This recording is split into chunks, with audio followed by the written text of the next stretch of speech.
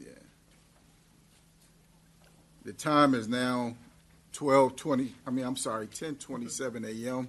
I will call the July 24th, 2025 Planning Board meeting to order. We have the following board members with us today: Vice Chair Bailey, Commissioner Giraldo, and for the record, I am Chairman Barnes.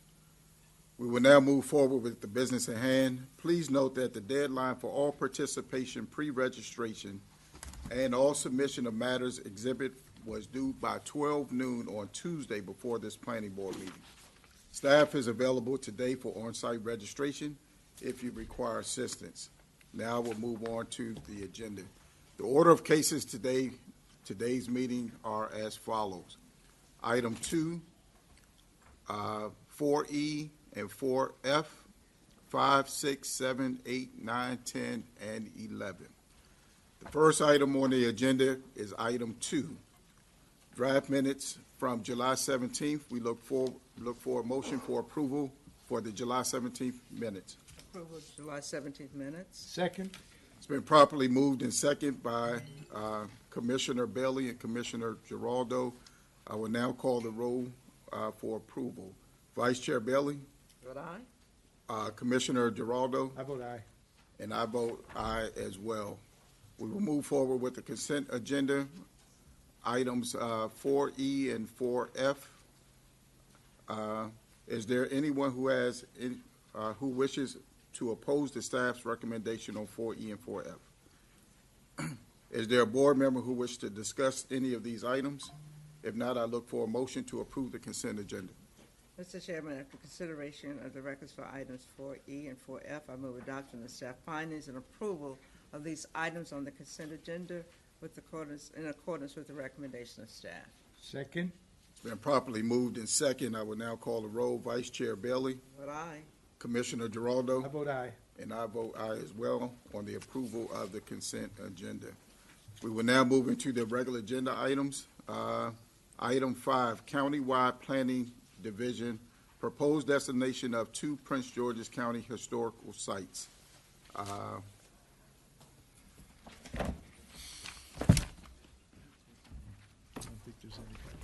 No, we have staff who will present on those. Thomas Gross. Thank you very much. Good morning, Mr. Chair, members of the Planning Board. For the record, my name is Tom Gross, Supervisor of the Historic Preservation Section. Item 5 is the proposed designation of 2 Prince George's County historic sites, the Marylander Hughes House at 4615 Clemson Road in College Park, and the Clarence and Edith Pierce House at 6605 44th Avenue in University Park. Next slide, please. I'd like to briefly review the process by which properties may be designated as historic sites at the owner's request, which is contained in County Code Section 29-120.01. I'll also note when each of the steps occurred for the 2 properties that are before the board today. The designation process is initiated by a written request from a property owner. Staff conducts research on the property and prepares a recommendation to the Historic Preservation Commission. For today's properties, those requests were received from the owners in December 2024 and January 2025. The HPC then holds a public hearing and adopts a recommendation that is transmitted to the Planning Board. That HPC hearing occurred on April 15th, 2025 in this case. The Planning Board and District Council then conduct a joint public hearing to receive the HPC's recommendation and to gather public testimony. The hearing for these properties was held on June 16th, 2025. No public testimony was received by the close of the record. And that brings us to where we are today, which is a hearing by the Planning Board to review any testimony that was entered into the record of the joint public hearing. The board then adopts a recommendation and transmits it to the District Council, which must take final action on the proposed designation within 2 months. I'll note both of these properties are located in Council District 3. Councilmember Olson has been kept aware of the process. Next slide, please. With that, I'd like to briefly review the HPC's recommendations for each of the 2 properties. The Marylander Hughes House was constructed in 1946 or 1947 in the colonial revival style. The house has been altered by a circa 1990 rear addition, but it retains many original architectural features, including its 8/8 wood sash windows. Next slide, please. William and Marie Marylander were the first occupants of the house, purchasing it from the College Park Building Corporation in 1947. William worked in the wholesale building supply industry. In 1956, the property was sold to George and Louise Hughes, who owned it until 1980. The current owners purchased the property in 2024 and requested the historic site evaluation. Next slide, please. The Historic Preservation Commission recommended that the Marylander Hughes House be designated as a historic site on the basis of three designation criteria of Section 29-104A. 1A4, that the property exemplifies the cultural, economic, industrial, social, political, or historical heritage of the county and its urban and rural communities. 2A1, it embodies the distinctive characteristics of a type, period, or method of construction. And 2A5, that it represents an established and familiar visual feature of the neighborhood, community, or county due to its singular physical characteristics or landscape. Next slide, please. The second property is the Clarence and Edith Pierce House, a circa 1935 house built in a colonial revival style with Dutch revival elements. Next slide, please. The house was home to the Pierce family from 1935 to 1952, although they did not actually purchase the property until 1946. The property changed hands several times in its history and was purchased in 2024 by the current owners who requested the historic site evaluation. Next slide, please. The Historic Preservation Commission recommended that the Clarence and Edith Pierce House be designated as a historic site on the basis of three designation criteria of Section 29-104A, 1A4, 2A1, and 2A5. Those are the same criteria cited for the previous property. Next slide, please. Should the Planning Board concur with the recommendation of the Historic Preservation Commission that the Marylander Hughes House and the Clarence and Edith Pierce House be designated as Prince George's County Historic Sites, staff will prepare a transmittal letter from the Planning Board to the District Council recommending historic site designation of the two properties. And this concludes staff's presentation. Are there any questions from the Planning Board on this matter? No questions. If seeing none, board members, any deliberation? If not, what's your pleasure? Mr. Chair, I move that we adopt the recommendations by staff for the proposed historic site designations for the Marylander Hughes House, documented property 66-037-51, and the Clarence and Edith Pierce House, documented property 66-029-10, and with a transmission to the District Council. Second. It's been properly moved in second. I will now call the roll. Vice Chair Bailey, Vote aye. Commissioner Giraldo, I vote aye. and I vote aye as well. This has been approved for consideration. We will now move on to the next agenda item, item number 6. Preliminary plans of subdivision 4-24032, Penmar Shopping Center. I will now opening up the hearing. We will now hear from Marshita. Thanks. Yes, Bassa. yeah, go ahead. Good morning, Mr. Chairman and members of the board. For the record, I'm Mahsa Vetandus with the subdivision section, and I'm presenting this case on behalf of Jason Bartlett. Item number 6 on the agenda is the preliminary plan of subdivision for Penmar Shopping Center, case number 4-24032. The subject preliminary plan of subdivision proposes 17 parcels for 456,867 square feet of existing commercial development. In a letter dated July 1st, 2025, the applicant requested a continuance of this case to September 11, 2025, to allow the applicant and the staff additional time to further coordinate requirements related to woodland conservation. Staff recommends approval of the continuance, and if granted, additional posting will not be required. The notice of public hearing signs for this application were posted on the subject site on June 24, 2025. This concludes the staff's presentation. Thank you. Thank you. Are there any questions from the planning board? If not, we will now hear from the applicant's attorney, Peter Goldsmith. Good morning, Mr. Chairman, members of the board. My name is Peter Goldsmith with the law firm Lercherly and Brewer, with their office in Bowie. Just not.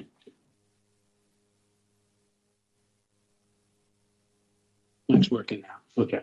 Morning, Mr. Chairman, members of the board. My name is Peter Goldsmith with the law firm Lercherly and Brewer, here on behalf of the applicant. Penmar Improvements LLC, which is the new owners of the Penmar Shopping Center. They're an affiliate of DLC. We have Jack Rosencrans, the Vice President Redevelopment, on the call. Members of the development team from Soltez and Mike Lenhart from Lenhart Traffic is in the audience here. This is a very simple request, but I wanted to appear in person before the new chairman. The commission has played a very special role in my life, Mr. Chairman, and I grew up spending most of my childhood in a commission park. I am an alumnus of the commission twice over. One of my first jobs was working as an assistant manager in one of the commission ice rinks, and then several decades later worked in the general counsel's office with two previous chairs and many of the folks in this room. You have a wonderful staff. And so I wanted to wish you best of luck in your new role. Your enthusiasm is contagious, and I look forward to helping you realize your vision any way that I can. But this, again, is just a real simple request for a continuance. The applicant is, this application is simply, we're kind of redrawing the lot lines on the property, not proposing any new development at this time. And we got caught up in the legislative process. There used to be an express exemption from woodland conservation requirements for something like this, and then that express exemption went away, and then the county council recently adopted it again, but we are waiting for that law to become effective. And so we are asking for a continuance to September 11th so that way we can move forward. And our team everybody's here just to answer any questions if the board has any, but we respectfully request that you grant the continuance. Thank you very much. Thank you. And it's a pleasure to meet you as well. This is, I guess, the first time that you're coming before me. So I'm also excited about the opportunity to work with you. Are there any questions, Mr. Goldsmith? I have none. No questions. Seeing none, I know that there are several people that have testified to speak on this, but if they are all in favor, I don't think it's necessary for them to come up. They're all with us. Great. I am now hereby ending the public testimony on this portion.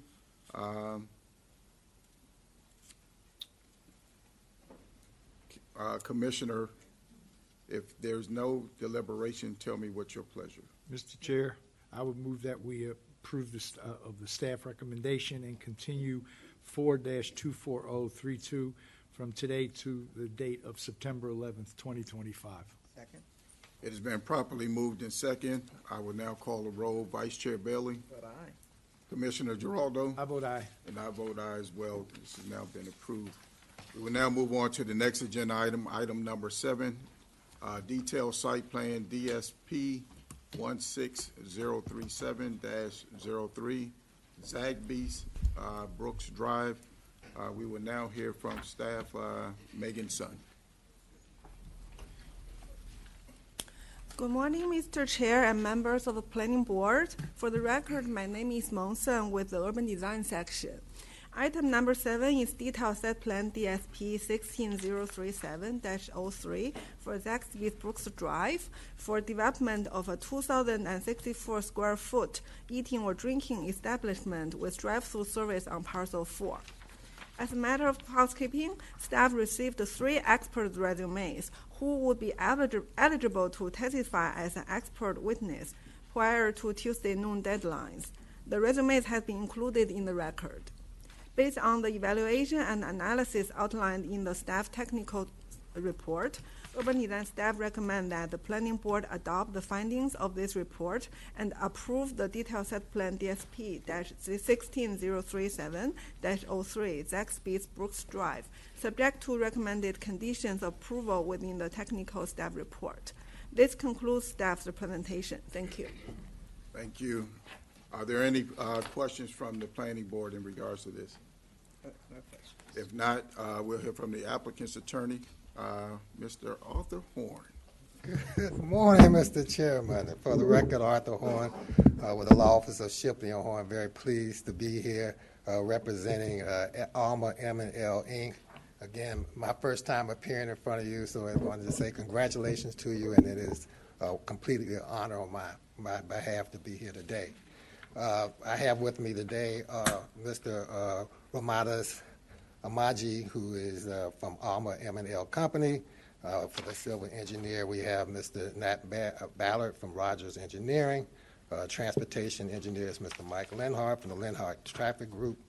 Senior land planner, Mr. Andrew Shelley from Shipley & Horn. We have from the NAI Micro Companies, the brokers, Mr. Julian Curry, Mr. Kevin Kennedy, and Ms. Barbara Richmond. Mr. Chairman of the board, if you're from the South or ever been down South lately, you can't help but know what Zaxby's is. It's an extremely popular fast casual restaurant. The Zaxby's chain was founded in 1990 by two childhood friends in Statesboro, Georgia. They began franchising the project in 1994, and since that time, there are over 900 locations across 17 states. In Maryland, as you may have read in the D.C. or Maryland periodicals, Zaxby's has announced plans to locate 4 stores in the Baltimore region, as well as stores in Cambridge, Berlin, and Eastern Maryland, and as well as Charles County.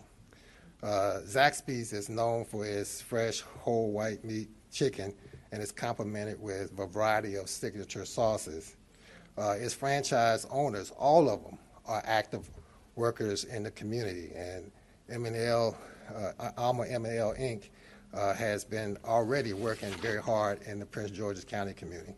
Mr. Amagini, as his partners, Mr. Manuel Fierro, Mr. Anton Davis, are extremely excited to open the first Zaxby's restaurant here in Prince George's County.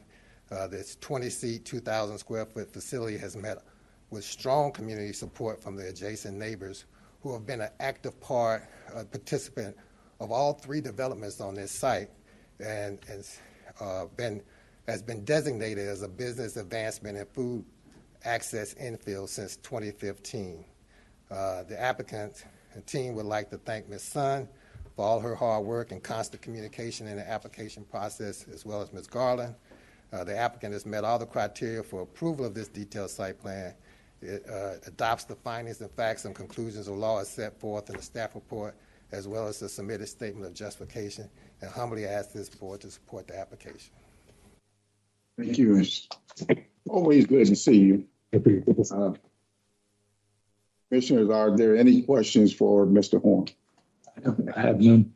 Seeing none, I believe that there are several folks that have signed up to testify. I believe that they're all in favor, so it's no need for them to come up.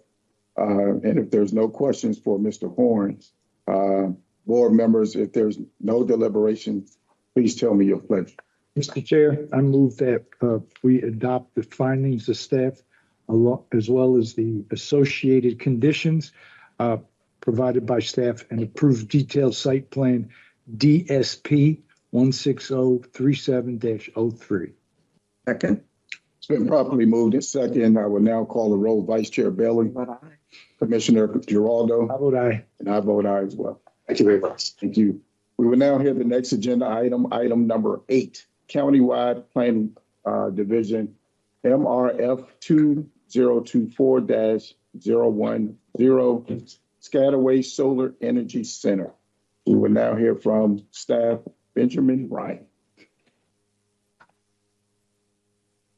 Good morning, Chairman Barnes, member of the board. For the record, this is Benjamin Ryan with the Special Projects section. You have to hold it for 3 seconds.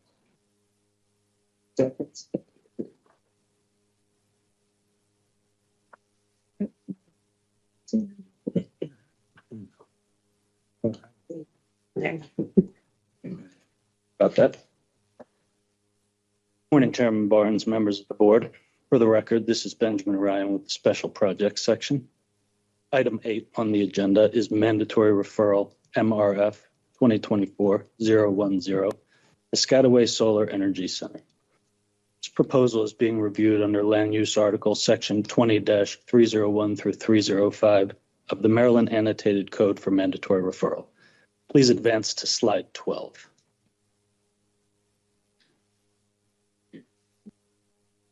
Like 12, yes.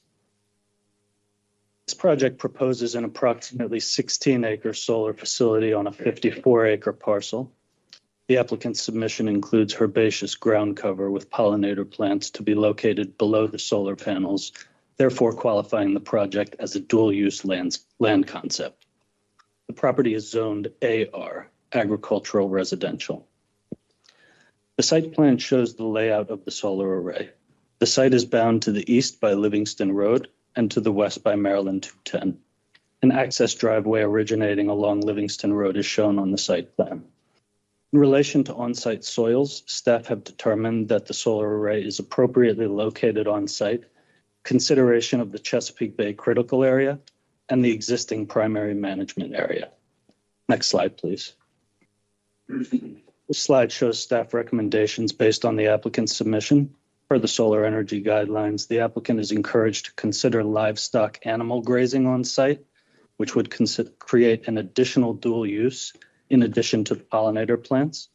Additionally, staff is recommending the applicant complete a phase 1 archaeological survey per recommendations of the historic preservation section. Next slide, please. Slide shows additional staff recommendations based on the applicant's submission, coordination with the Maryland State Highway Administration, Office of the Fire Marshal, and PEPCO is recommended. Lastly, staff has recommended a shared use path along the frontage of the property. Staff recommend that the planning board adopt the recommendations and transmit them to the applicant. This concludes staff presentation. Thank you, Mr. Ryan. Are there any questions from the planning board? Seeing none, we will now hear from the applicant's attorney, Brian Quinlan.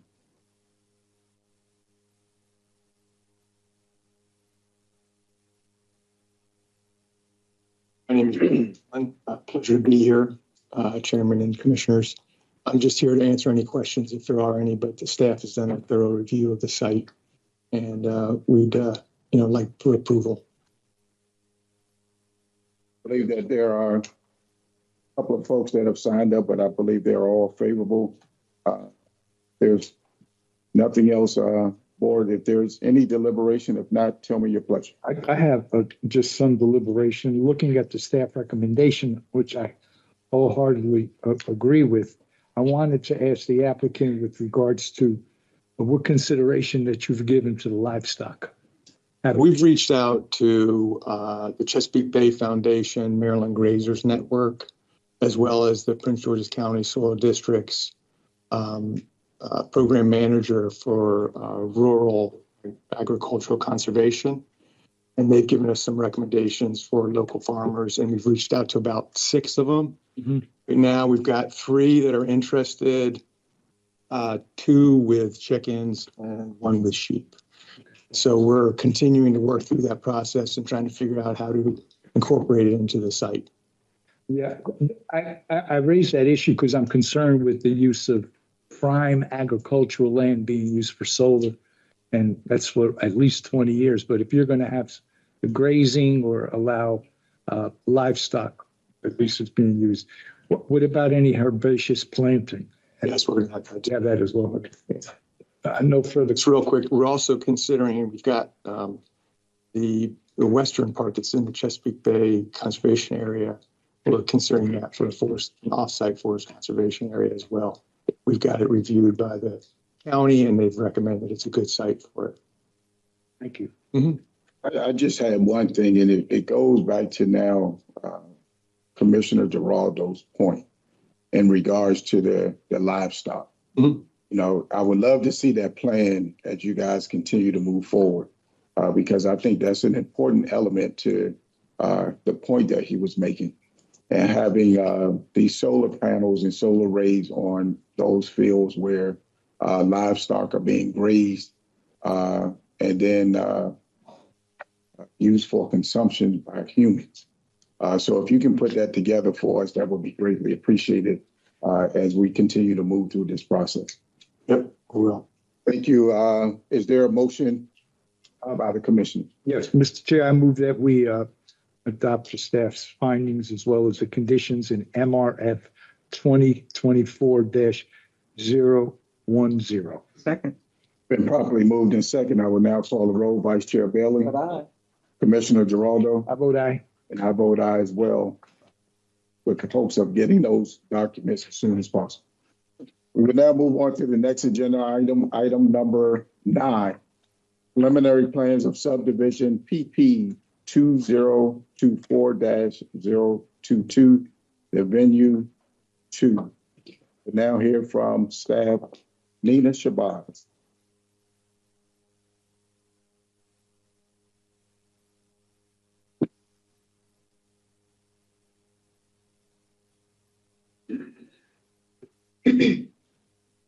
Good morning, Mr. Chair and members of the board. Sorry, not so old.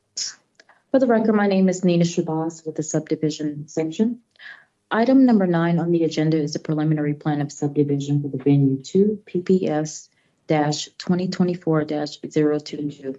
This subdivision proposes 77 lots, 9 parcels, and 1 outlot for the development of 77 single-family attached dwelling units.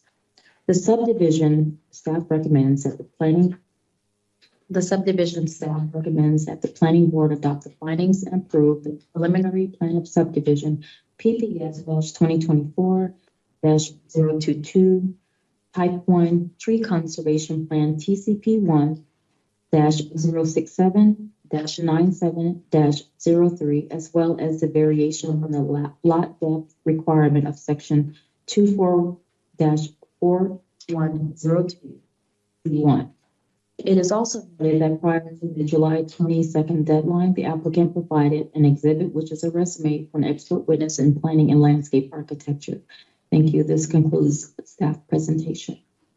Are there any questions from the planning board? If not, we will hear from the applicant's attorney, Arthur Horn. But before Arthur Horn speaks, David, the floor is yours.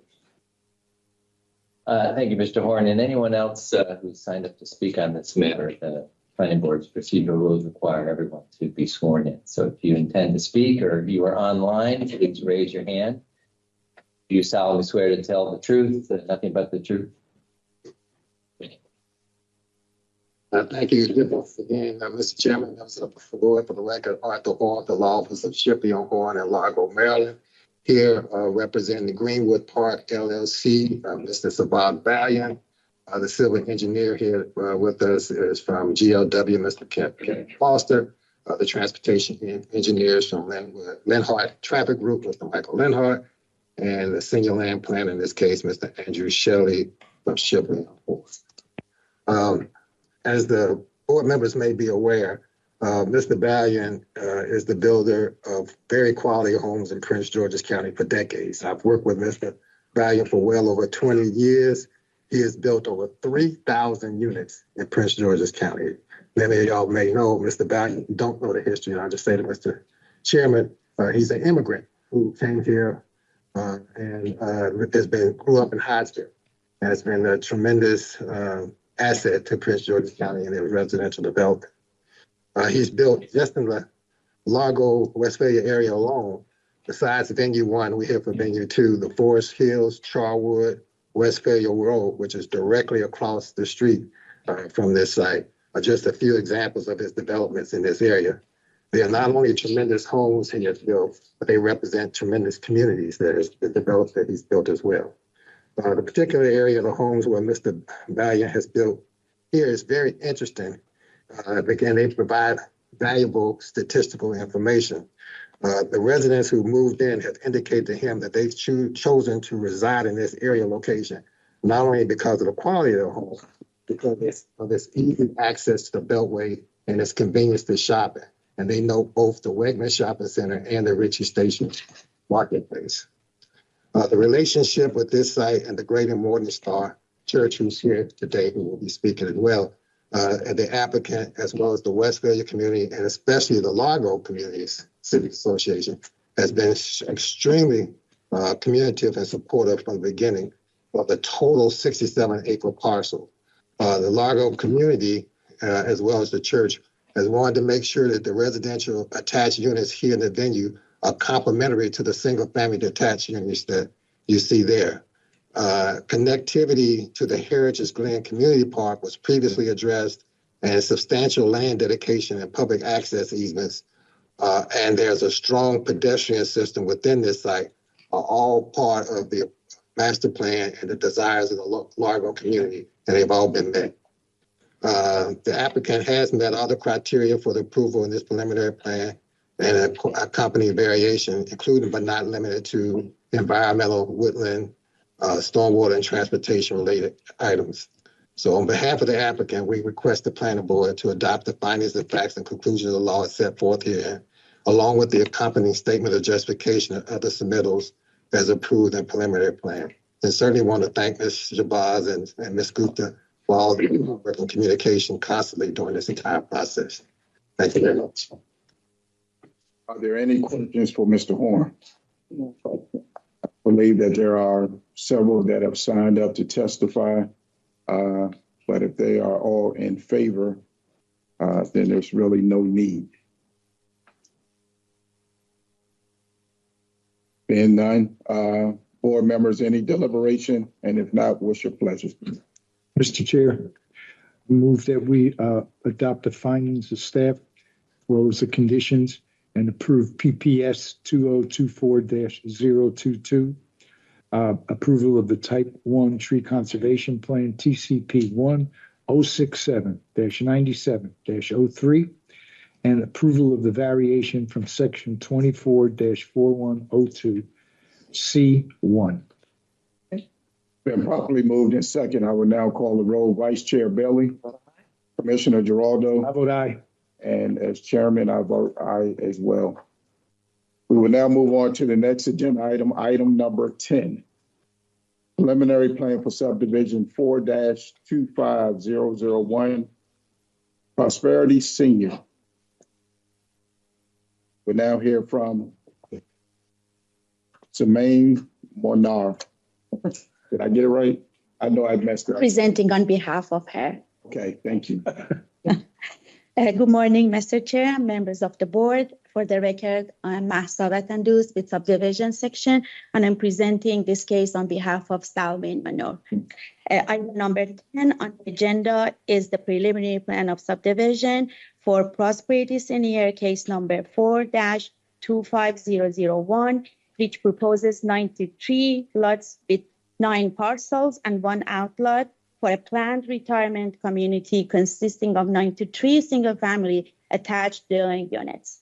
Before I continue, staff would like to note that the published technical staff report does contain 2 technical errors on pages 10 and 11, which will be corrected at the time of the resolution. The technical staff report error on page 10 pertains to reference the Manning Road East instead of Old Marlboro Pike, and page 11 error refers to object site being located in water and sewer category 3. However, the site is located within water and sewer category 4. In addition, staff received additional backup items from the applicant for this case on July 22nd, 2025, prior to the noon deadline. It's the staff's understanding that the applicant will discuss these items in their presentation. Additionally, at the time of drafting the staff report, staff received a joint letter of opposition by 2 homeowners associations of adjacent properties and 56 individual homeowners. Opposition's objections are to be further addressed at the end of my presentation. This letter is included in the backup from page 100 onwards. Next slide, please. The general location map shows the site is located in the central part of Prince George's County within Planning Area 78 and Council District 6. Next slide, please. More specifically, the vicinity map shows the site outlined in red and is located along the south side of Old Marlboro Pike and north of Pennsylvania Avenue. Next slide, please. The zoning map shows that property lies in the residential estate zone as shown on the right. However, this application was submitted for review under the prior zoning ordinance and subdivision regulations, and therefore this application was reviewed according to the standards of prior residential estate zone, RE, as shown on the left. Next slide, please. The site map shows topography on the site. Next. This slide shows the master plan rights-of-way abutting the property. Old Marlboro Pike, north of the site, is classified as a collector roadway, and MD4 or Pennsylvania Avenue, south of the site, is classified as a freeway. Next slide, please. This slide further shows the site, its boundaries, and adjacent properties. As shown by the bird's eye imagery, this site is mostly wooded. The properties to the north of Old Marlboro Pike and to east of the property are developed with single-family residential dwellings, while a church is located to the west of the property. Next slide, please. This slide shows the overall preliminary plan of subdivision and overall boundary of the property outlined in red, public rights-of-way in dark blue, proposed private rights-of-way in light blue, and the primary management area or PMA outlined in pink bisecting this site. As detailed on page 11 of the technical staff report, 2 access points are provided to the site along Old Marlboro Pike. The proposed lots are provided along the private rights-of-way internal to the site. The layout proposed in the preliminary plan of subdivision includes 2 pods of development located closer to Old Marlboro Pike. This configuration is proposed in order to reduce disturbance to PMA areas and reduce noise disturbance from the freeway. The site's frontage along Marlboro Pike the preliminary plan of subdivision provides road dedication along the site frontage with Old Marlboro Pike to meet the 2009 approved countywide master plan of transportation and 2007 approved Westphalia sector plan requirements. Next slide, please. This slide further details the multimodal circulation within the site. Specifically, vehicular circulation is shown in light blue, and pedestrian circulation is shown in light orange.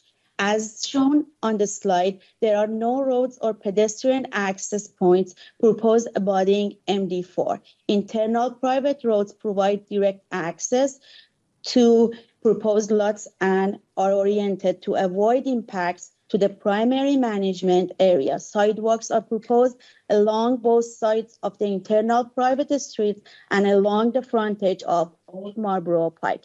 Next slide, please. The open space and recreational facilities exhibit shows the location of private on-site recreational areas proposed to meet the mandatory dedication of parkland requirement for this subdivision.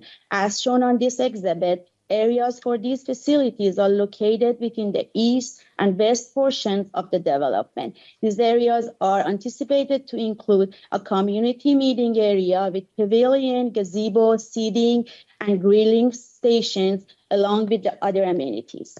Further details of the proposed recreation facilities will be provided with the further development applications for the proposed development as discussed on page 8 of the technical staff report. Next slide, please.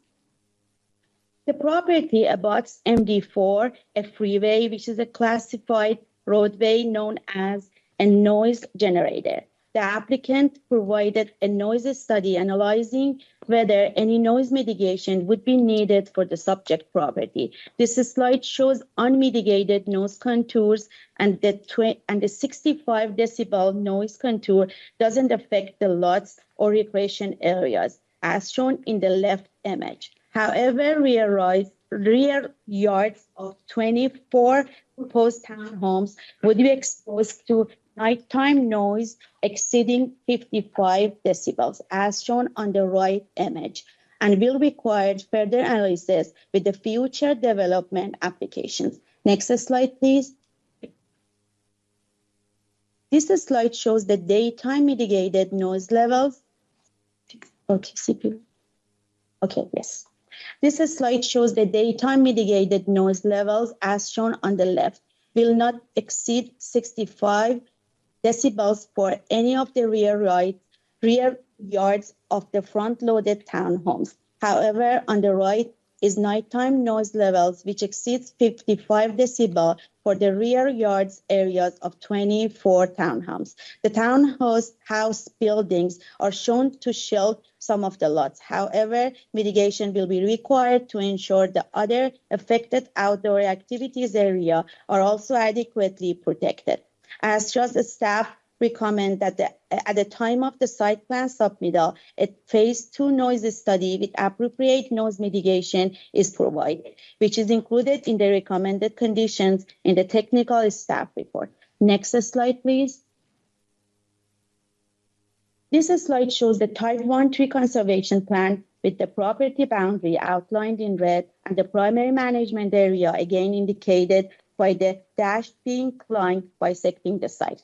The woodland conservation requirement is proposed to be met through a combination of on-site woodland preservation and reforestation and off-site woodland conservation credits. The on-site areas of woodland preservation and reforestation are highlighted in dark green and light green.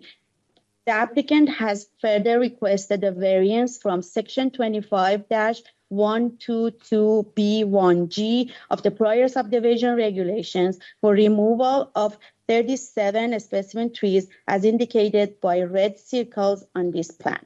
This variation is evaluated for the required criteria on page 19 to 23 of the technical staff report and is recommended for approval. Next slide, please. This slide includes primary management area totaling of 12.12 acres. These areas feature steep slopes, 100-year floodplain, streams, wetland, and their buffers. The development proposes 5 PMA impacts totaling around 0.63 acres. All impacts are indicated on this slide in yellow. These impacts are discussed in detail in the technical staff report on pages 23 through 25. While staff recommends approval of impact 1 and 5 for roadway and infrastructure improvements, impacts 2, 3, and 4 for storm drain outfalls are not recommended for approval. Staff recommend that these impacts be reviewed with the subsequent development applications when additional design details are available. Next slide, please.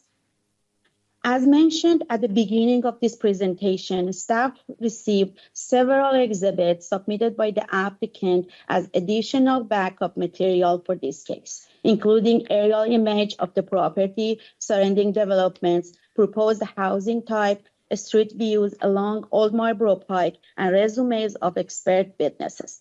Staff received a joint letter of opposition to this case from Mr. Robert Sanders on July 14, 2025, on behalf of Homeowners Association of Ridings at Upper Marlboro, the Homeowners Association of Marlboro West, and 56 individuals homeowners.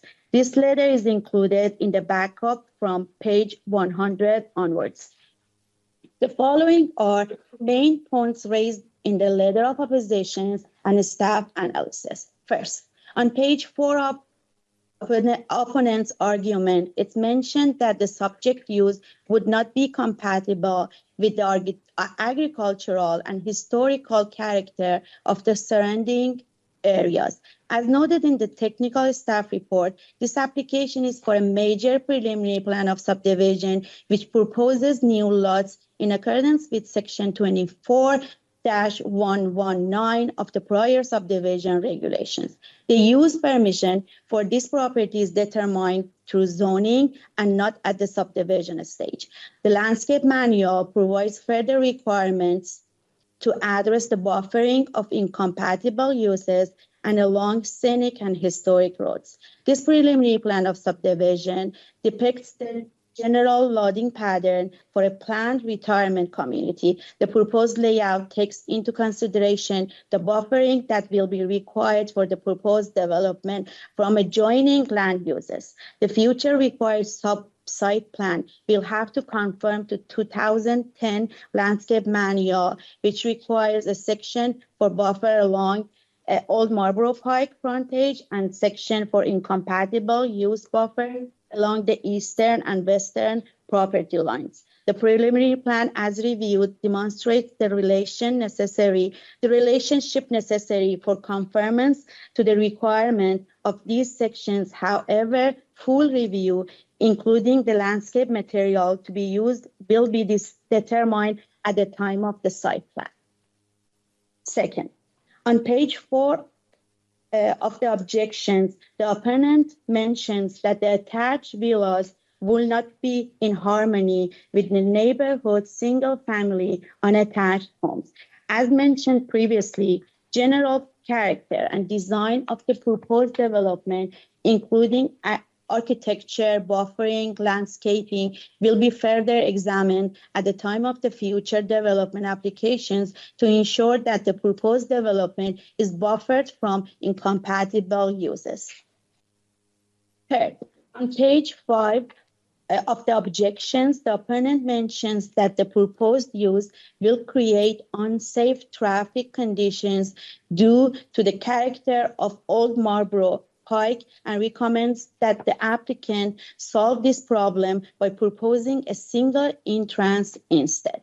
The adequacy of transportation is evaluated under the Certificate of Adequacy, which has been approved for the site and is not under review with this preliminary plan. The dedication of additional right-of-way is recommended with this preliminary plan in accordance with the master plan to ensure sufficient width of the roadway for anticipated improvements. Improvements within the public right-of-way will be required by the operating agency in accordance with the county standard at the time of the approval of the plans and permitting under the authority of the Department of Permitting, Inspection and Enforcement and Department of Public Works and Transportation.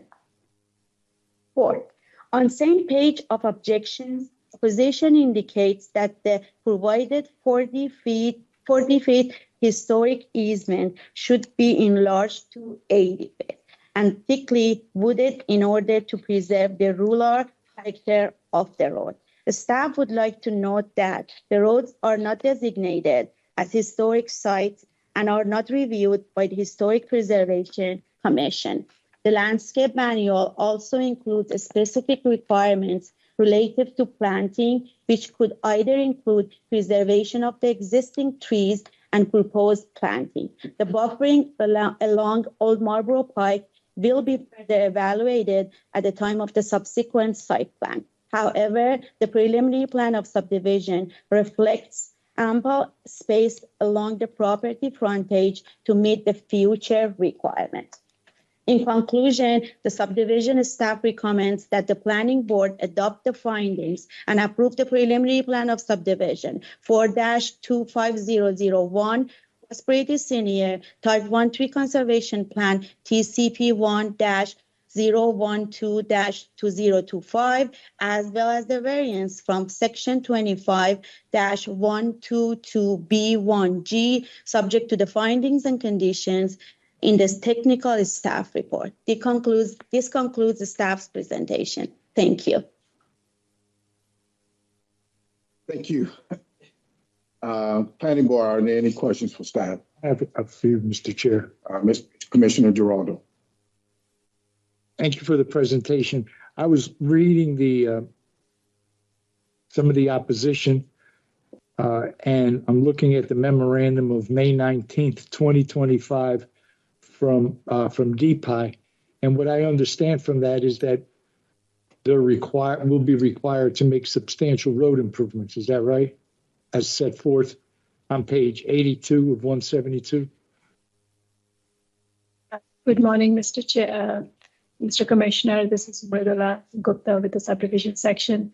Yes, you are correct. DPI's referrals do include a list of road frontage improvements. And that's set forth in the memorandum of May 19th, 2025. Is that right? Yes, it's in the referrals which are in the backup. And so planning board has essentially adopted those in its conditions. So we don't adopt the conditions of DPI's. So this is their review at the stormwater concept stage. So these are still conceptual. these requirements from DPI will be further refined as the project goes through. They're also three-step process, and these requirements could change. DPI is not here to answer for their requirements, but I believe the applicant has further information. They're in contact with DPI, and they may have more information that staff does not have. Okay, thank you. And my last question is more for my own edification. On that same DPI letter, under the water and sewer plan, we said it was in tier 4, and so I'm not understanding exactly what DPI was saying, because it seems to say it's in tier 6. So what? Yeah, there's actually, we received 2 referrals from DPI. One says it's in water sewer category 6, and the other said it's in water sewer category 4. So actually, and it was, I believe, in water sewer category 5 initially, and there was a request of change in category. And at this time, it's in category 4. Okay. Thank you. No further questions. Seeing no further questions, we will now hear from the applicant's attorney, Tom Heller. But before Tom speaks, David, the floor is yours. Thank you, Chair Warren. Principal Counsel David Warren.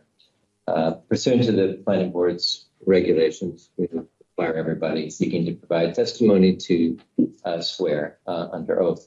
Could everyone in the audience who seeks to give testimony please stand, raise your right hand? And all those that may be online, do you swear or affirm to tell the truth, the whole truth, and nothing but the truth? I do. Thank you. Thank you, and good morning, Mr. Chairman, members of the board.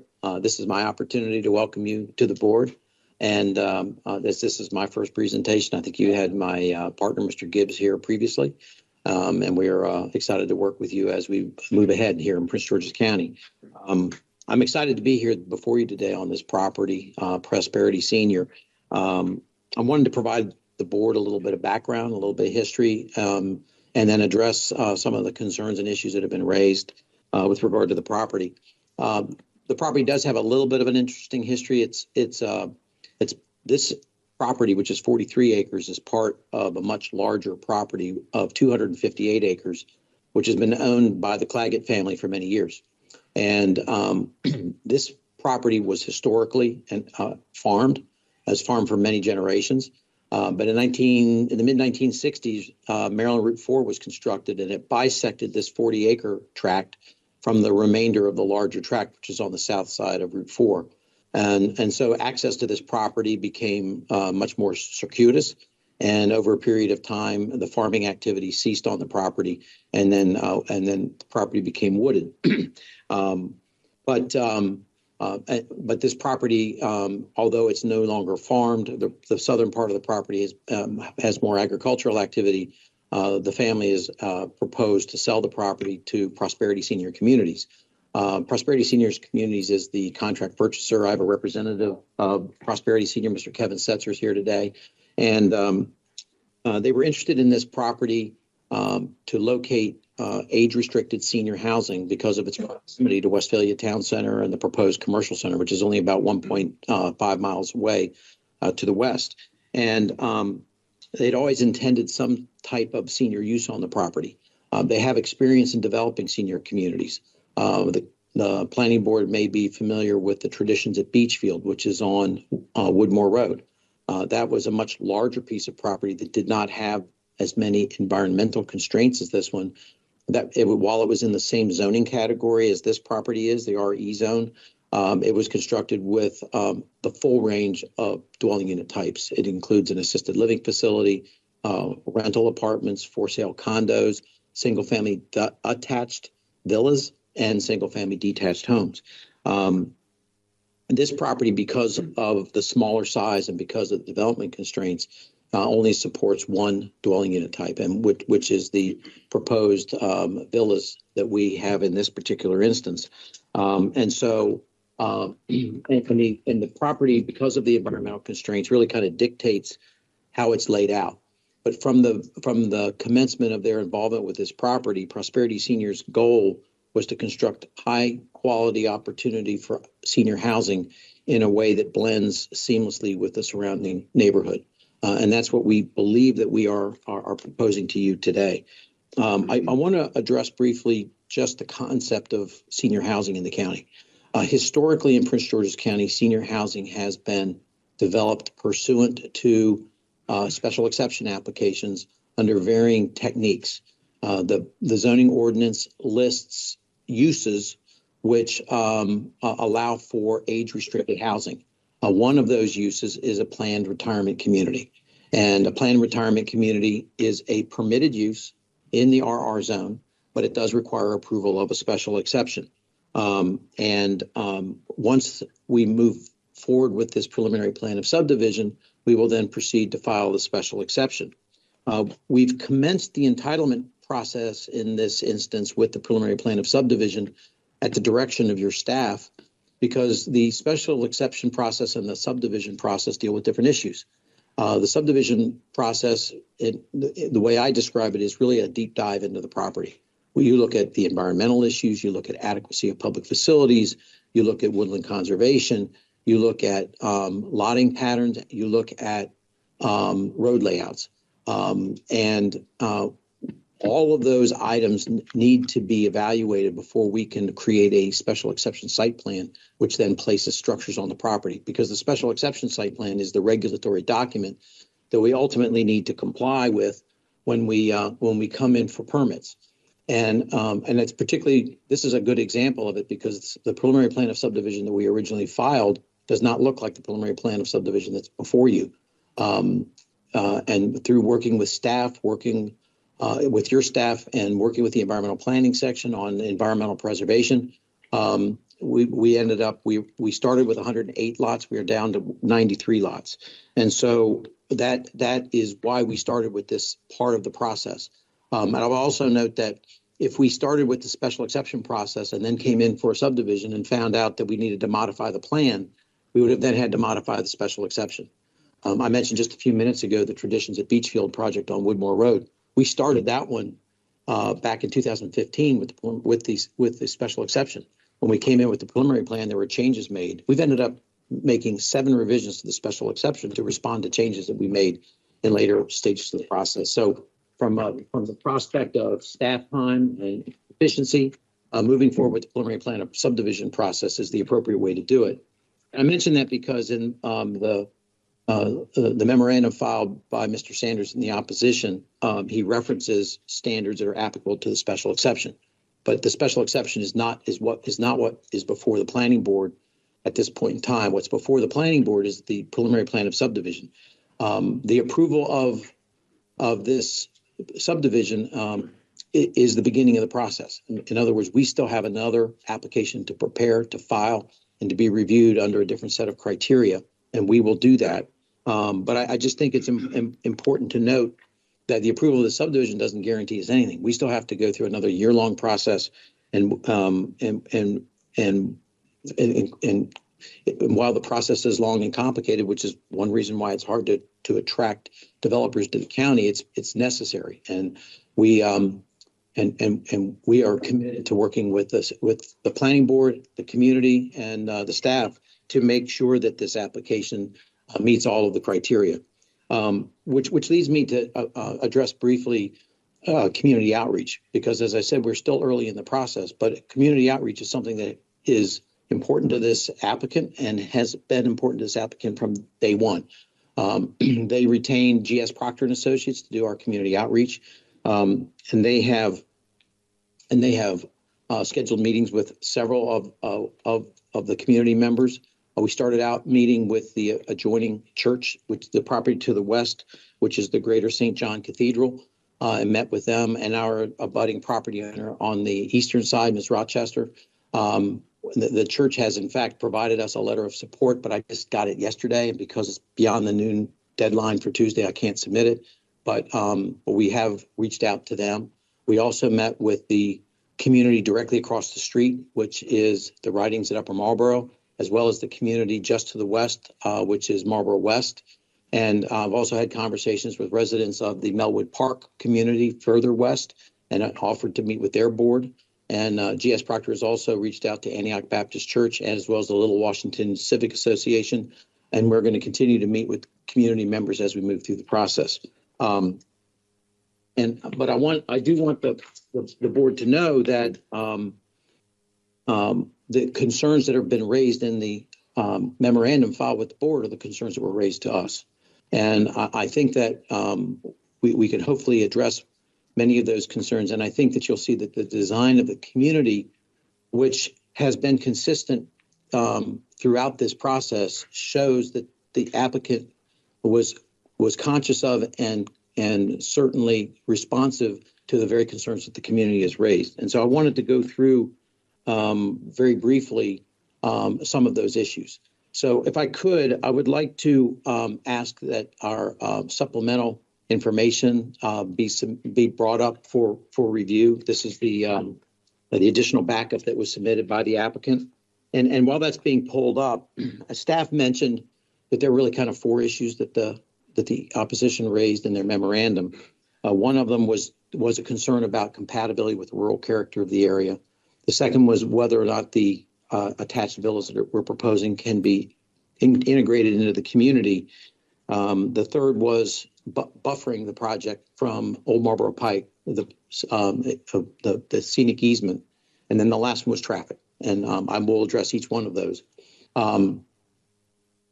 If I could ask you to go to the first slide that's there. I don't know if there's any way you can blow that image up a little bit so everybody can see it.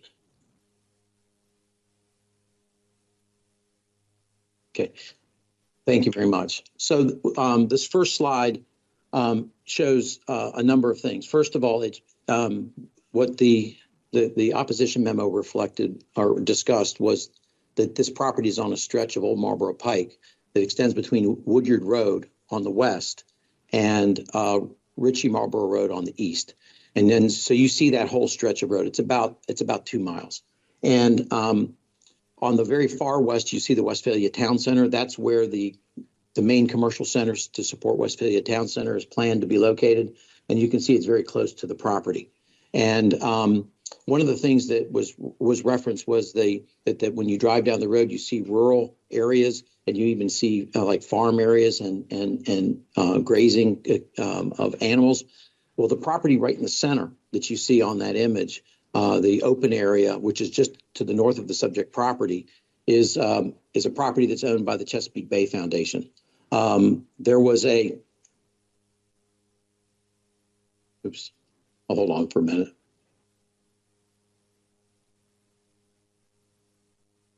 You can continue. No problem. Thank you. That property actually was owned by the Claggett family. It was in a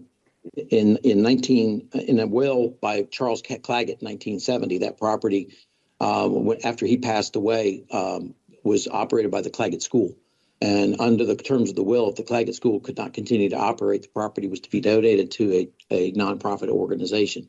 And in 1981, that property was donated to the Chesapeake Bay Foundation. They've owned it for almost 45 years now, and that property will continue to remain a open space that's actually zoned open space, and will continue to stay rural as the community referenced.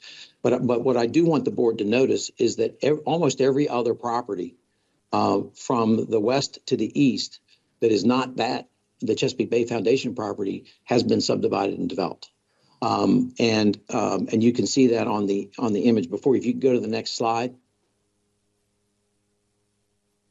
to the next image.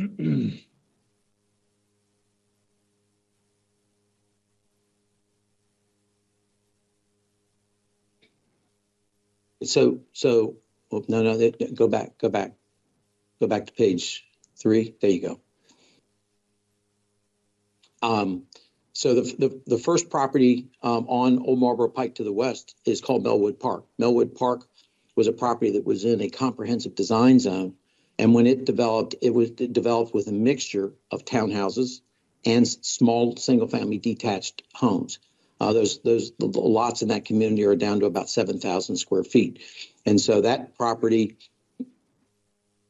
utilized a zoning technique that allowed the clustering of homes to preserve open space and also allowed the ability to put different unit types in it. And in this particular case, they use townhouses. If you can go to the next slide.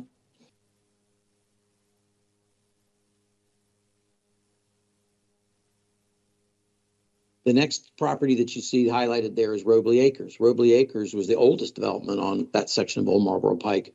And it was actually subdivided in the late 1950s and early 1960s and was developed over a course of years. It is the oldest subdivision along there and was developed before modern zoning and subdivision techniques allowed for the type of clustering of developments that we see today. If you go to the next slide. The next property is the Marlboro West subdivision, which is one of the groups that's before you today. That property was also in a comprehensive design zone, and it was developed with small single-family lots, and their lots are down about 7,000 or 8,000 square feet, and they were clustered in order to preserve open space. If you go to the next slide. The next subdivision is the Ridings at Upper Marlboro. It was also at the time it was called Charles Hill because it surrounded the Charles Hills historic site. That property was developed under a cluster subdivision technique, which allowed the reduction of lot sizes to preserve open space. They provided a 40-foot buffer around the historic house that you can see around there, and they're directly across the street from us. At least the eastern portion of that subdivision along Old Marlboro Pike is directly across the street from us. If you go to the next slide. So this is the property immediately abutting us to our west, and that is owned by the church that I referenced earlier and is an institutional use. So it is not developed for residential purposes. It is an active and operating church. And we've met, as I mentioned, with Bishop Gresham, and they are supportive of this application. Go to the next slide. And the last major residential development is just to our east, which is Marlboro Riding.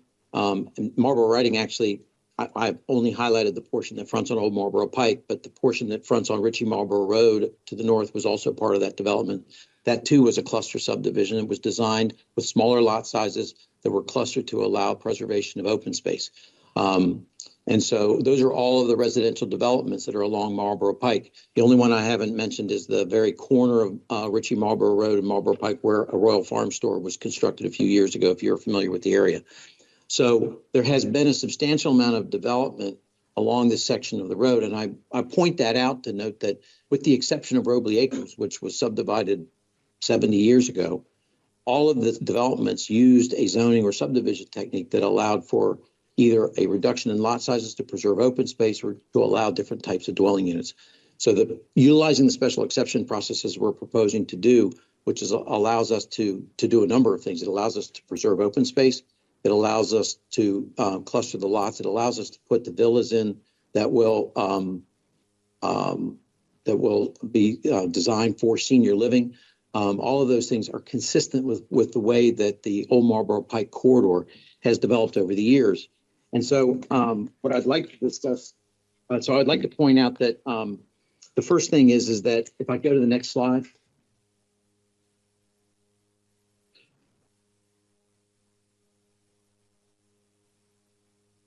Oh, so the next slide just shows our property. If you go to the slide after that, please, thank you. So this is a rendering of our layout, and I think it's helpful in a couple of respects. First of all, I mentioned that we preserved a large area of open space. You can see, and I think there were several exhibits that the staff showed, that there is a stream that runs through the middle of the property. Mm-hmm. It really creates development pods.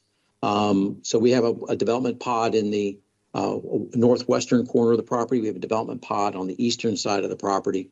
And, there was a discussion. We actually had originally proposed to cross one of those ravines to get down to the southern part of the property, but because of the noise from Route 4 and because of the environmental impact, we pulled that out. But what I think is important to note is that as the board knows, woodland conservation is very important in the new ordinance. There's a requirement of a 25% woodland conservation threshold on this property. We double that. We have doubled the woodland conservation threshold on this property. We're saving 50% of the trees, not 25%. And so allowing us to utilize the technique that we're using here and to develop within the developable areas of this property allow us to do that. The other thing that I wanted to note is, and that's been discussed, is the buffer.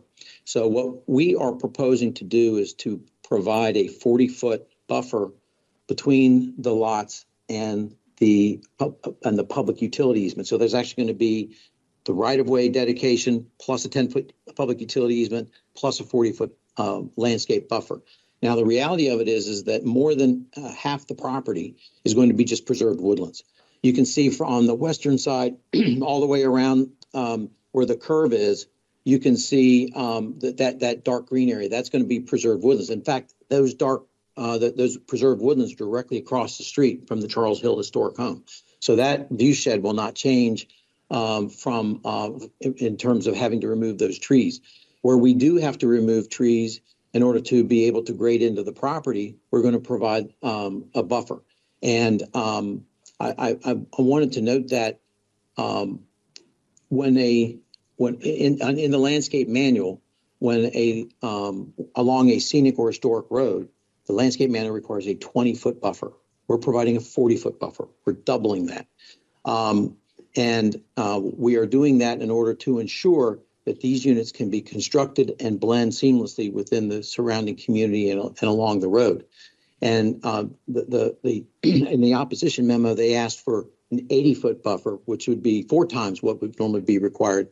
And we would submit to the board that a 40-foot buffer is more than sufficient to accommodate the goal that we have.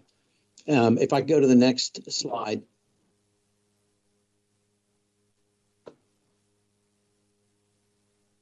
It's one of the ways that we've tried to address the community's concerns, and this isn't something we changed later, this is something we anticipated from the very beginning, is that the homes in the community across the street were designed to back up to the road. When homes back up to the road, they require a larger buffer. We haven't put the backs of these units to the road. We put the side of the units to the road, and the side is where the entrance to the unit will be. So we're essentially putting the front facade toward the road. So we have along 1,900 feet of frontage, we have 5 units that are facing the road. The community across the street in 1,200 feet had 9 units backing up to the road. So by orienting the units the way we did, in other words, we didn't orient a row of attached units facing the road. We oriented the side units so that there's less mass along there. So that's going to help reduce the amount of visibility into the site, which we think is a very important design feature. And the other thing that we're proposing is these units are going to be, as I mentioned, attached villas. If you can go to the next slide, you can see what these units look like. These are a representative a rendering of what the units look like, but you can see they're not a typical townhouse that's 16 or 20 feet wide and 3 or maybe even 4 stories tall if it was a 2-over-2. These are designed for seniors. They have a ground floor primary bedroom. They are 28 feet wide with a 2-car garage and an entrance. And then you can even see if you're looking at that image on the right-hand side, the covered porch area, that's where the entrance to the unit is. It's on the side of the unit. So these units are lower in scale, and they are designed so that they don't either back up to or directly face the road. They're actually the side of the units are facing the road, and we think that that's going to enhance the compatibility of these units with the project. Now, again, that's not what's in front of the board because that will be addressed at the time of the special exception. But I wanted the board to be aware of that all of these concerns about compatibility, neighborhood, fitting into the neighborhood, of buffering have all been looked at very carefully by the applicant even before we started this application. And then if you go to the next slide, I mentioned that the 40-foot buffer is a substantial buffer. And I say that because the community across the street, which is the Ridings at Upper Marlboro, when they were developed, they were required to provide, again, I mentioned their homes back up the street, they were required to provide a 40-foot scenic easement. Now, their scenic easement was not a separate parcel of land that was owned by the homeowners association. It's actually an easement that encumbers the rear of their lots. In our particular case, we're not going to be putting our buffer on a lot. We're putting our buffer in a separate parcel that will be owned by the homeowners association. And when we come in for the special exception application, the exact amount of landscaping, the landscape manual establishes a certain amount, but we will be addressing the exact type of landscaping, the exact orientation of the landscaping to ensure that it's effective for screening.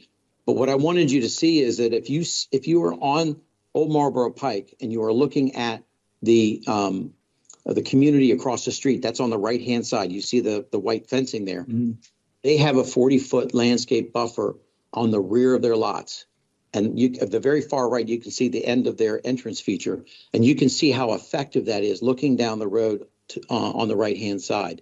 Our property, actually, from their entrance, where that entrance is, our property, that's the church property on the left. But you can see the 40-foot buffer that they have. If you go to the next slide.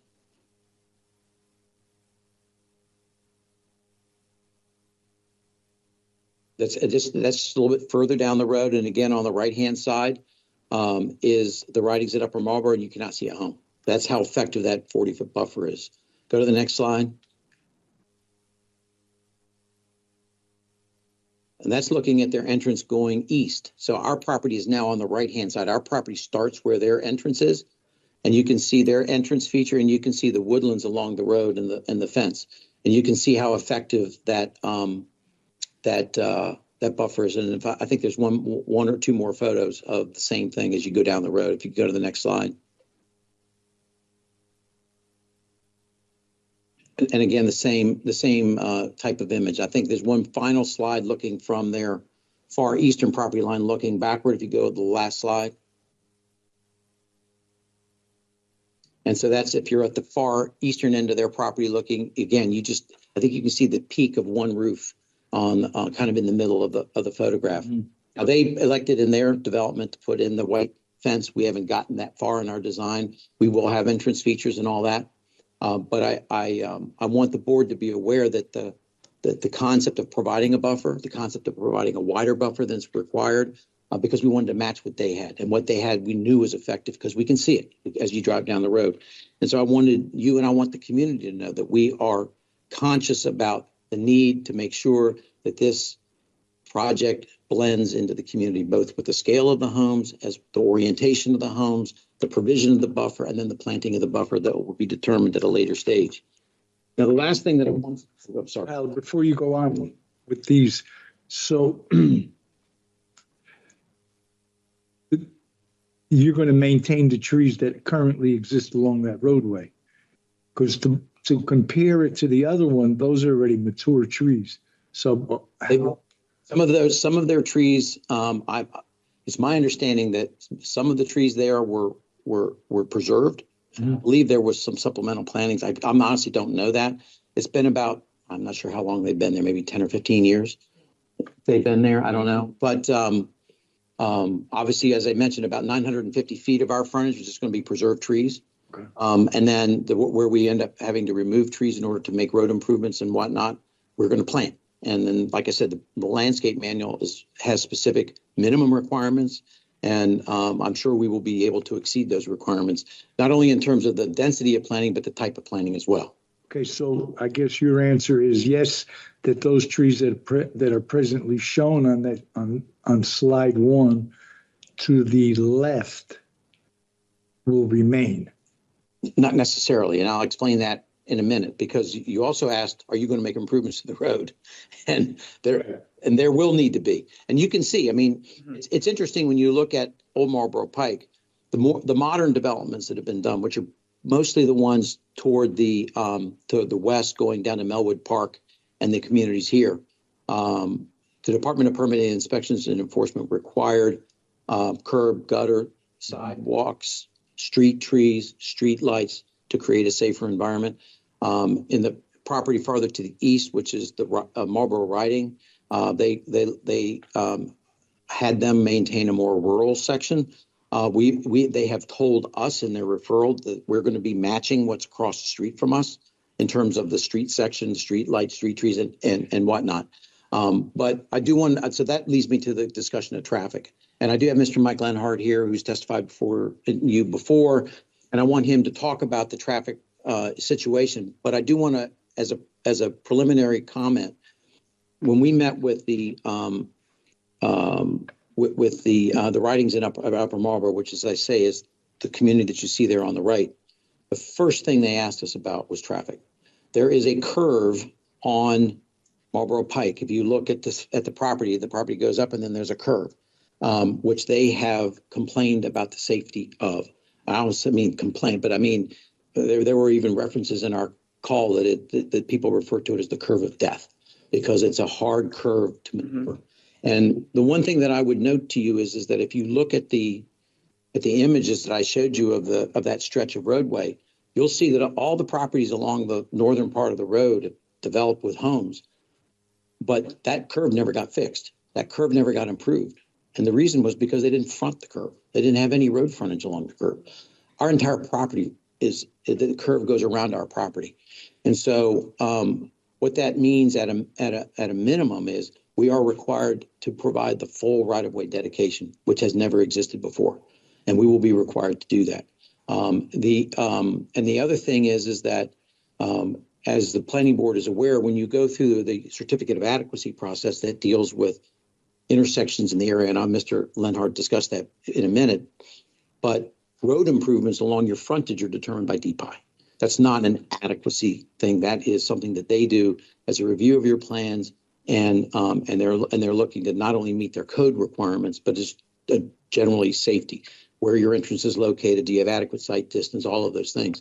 And so in answer to Commissioner Giraldo's question is, yes, we are going to be making improvements along that road and specifically along that curve. So at that point, I'd like to have Mr. Lenhart get up and talk to you about traffic study and where we are with DPI at this point, and then I'll come back up and conclude. He just asked, are there any other questions for Attorney Heller? No. I have a couple. And I guess they're more a general statement than anything. And this is the same thing that I said to your partner, Mr. Gibbs. When we're looking at these types of projects, it is extremely important that the outreach to the community and the inner workings to build collaborative relationships happen. And as I look at my list of people that want to speak, I'm concerned about the outreach that has been done. Because if the outreach has been done, I should not have this number of people in opposition. And the number of people in opposition will tell a story somewhat different than what you're giving me, which is a concern. And I want to make it clear, and I thought I made it clear the day that your partner came before us, that the way we're going to do business here is different. That there must be a more concentrated effort when we start talking to the community. Our job is to build communities in a way that everybody wins. And it can't be a win on one side, it has to be a win on both sides. And I understand that this is a very long process, which means you will have to come back before this board. And my hope is that when you come back before the board, that the number of people of opposition has dwindled.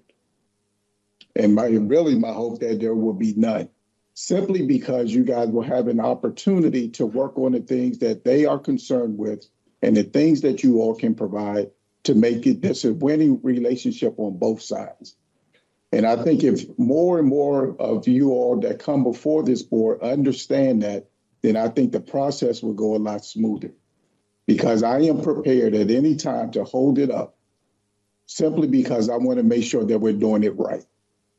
And doing it right means that we must have broader conversations and we must do a better job of outreach. And even though you have said that you have talked to several people, I see a room full of people that are in opposition, which means we're not doing a great job of reaching out to the community or listening to them at this particular junction. So my ask to you is that you take this back and you talk to your team and say that we must do a better job in the future of outreach. We must make sure that we're speaking to everyone. And I also know that you're not going to please everybody. I understand that. And I understand that there may be pockets of people that you can't get to. But I do know that there's opportunities that you can cast the net as far and wide as you possibly can to ensure that when you do come before this board again, that you have said, we have exhausted all possibilities. And we have tried to talk to every person that wanted to hear us about this project. And we have made certain accommodations to make sure that there is a win on both sides. For me, that is a winning proposition. For me, that is a way that we are now being more neighborly friendly and the growth of this county, in which the county exec has said that she wants to make sure that we're elevating. And if we're elevating this county in a way that benefits you guys, but more importantly for me, it has to benefit the community at large. Thank you. Who's the next person to speak?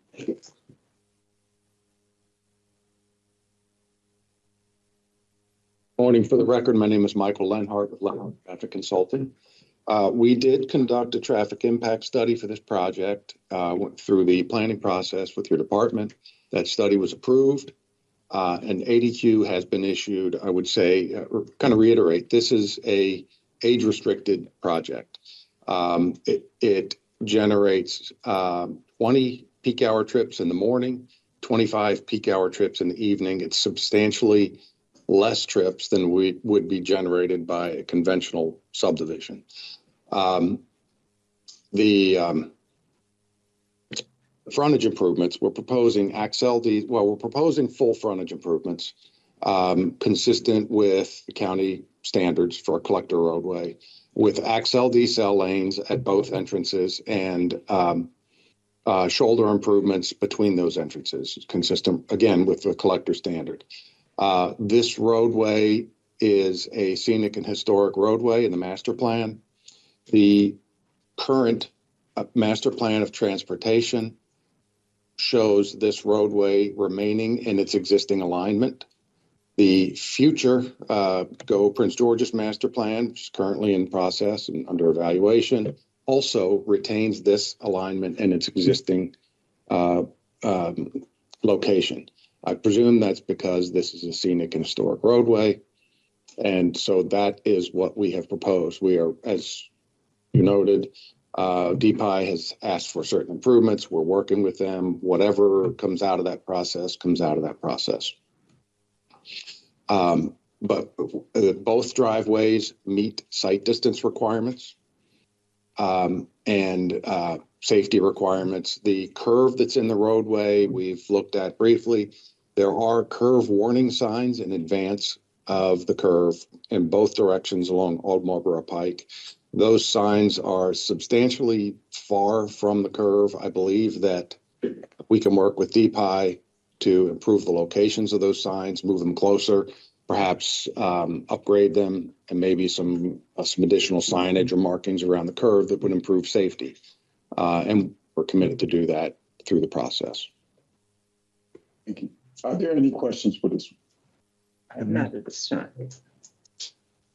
Thank you, Mr. Chairman. Just by way of closing, I do want to note that when we met with the writings at Upper Marlboro, and as I mentioned, this was the first issue that they brought to our attention. We did convey that to DPI, and we found out in our conversations with DPI subsequently that members of the community have called them directly to make sure that their concerns are addressed as part of this application. So we know that not only have they brought it to our attention, but they've also brought it to DPI's attention. And so our intention is to work with DPI, and as it's totally within their control as to what we do, but we've expressed to them the community's concerns about safety and the community's concerns about speeding along the road and whatnot. And so DPI will come back to us and say, these are the improvements that you need to make to improve the safety of this curve, and we will be making them. And so I totally, and I appreciate the chairman's comments. I agree with you 100%. And what I can tell you is that if you've lived along that road and you've seen development after development after development get approved, and nothing gets improved on this stretch of the road, you start to get skeptical. Is anybody ever going to do anything about this? It's an issue. It's an issue now. It needs to be fixed. As I mentioned before, I view this as an opportunity because we finally are developing this piece of property, which is on the curve. The right-of-ways never existed before. Nobody could have made these improvements before. And so while it's a serious concern, this is the opportunity to address it. And I totally commit to the chairman and to the board that we will continue to work with the community, take feedback from the community, and address the concerns that they have as we go forward with this process. And let me just say that I and we want to be good partners.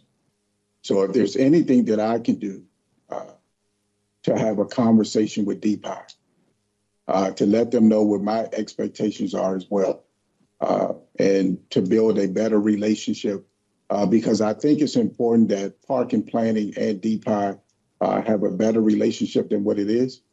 I believe it's a golden opportunity for me and the director over there to have a one-on-one and set expectations on both sides for him to hear from me and for me to hear from him.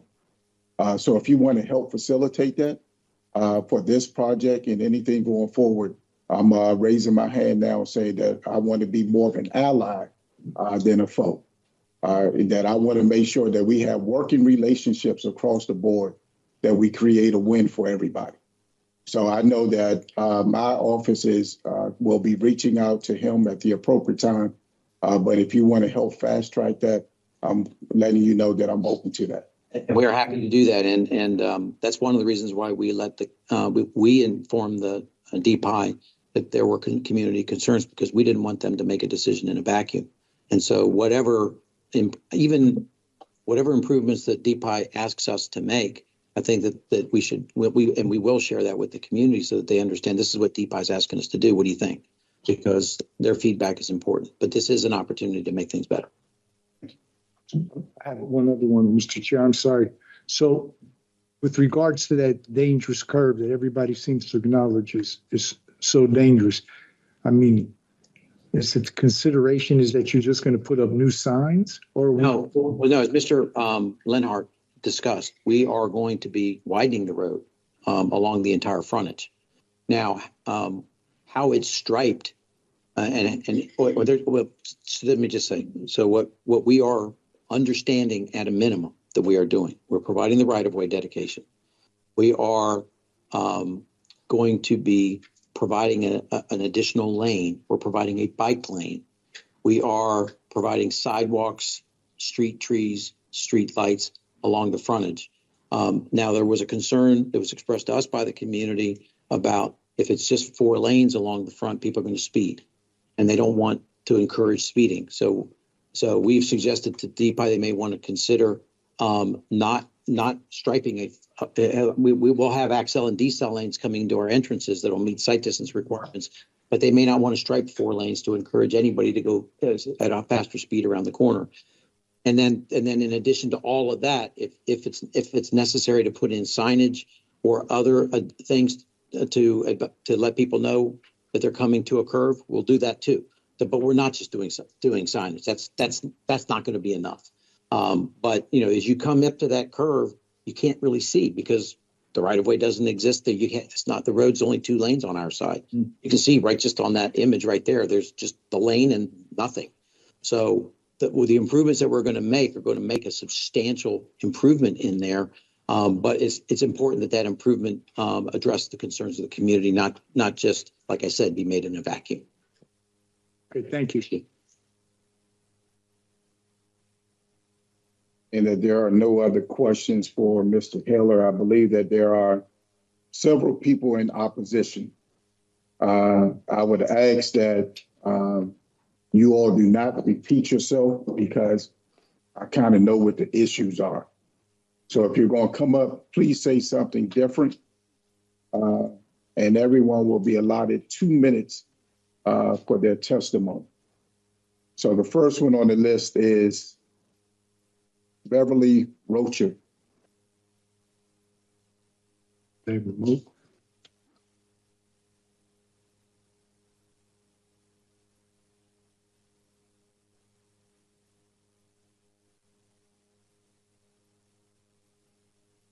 Morning, Mr. Chairman and members of the board. My name is Beverly Rochester. I own the property adjacent. That's okay. I own the property adjacent to the proposed building. My one concern for me personally as a homeowner there is how will you create a buffer for me because in house number 10, which is very adjacent to my property, that's my concern, is creating a buffer there, some privacy. With 54 villas on that side, that is the largest part of the population. So I'm very concerned about where is the division and how will you mitigate the fact that, I mean, once you put people in, they're pretty much free to wander. And that is my major concern. And the fact that I feel that in that dense space, to provide an opportunity to add 200 additional vehicles just increases the chance of first of all, traffic jams, B, yes, accidents, but it also does not create a clear path for the people who would be moving into that area to navigate and move around. So those are my concerns. Thank you for giving me the time to speak. Yes, ma'am. Samantha Spivey.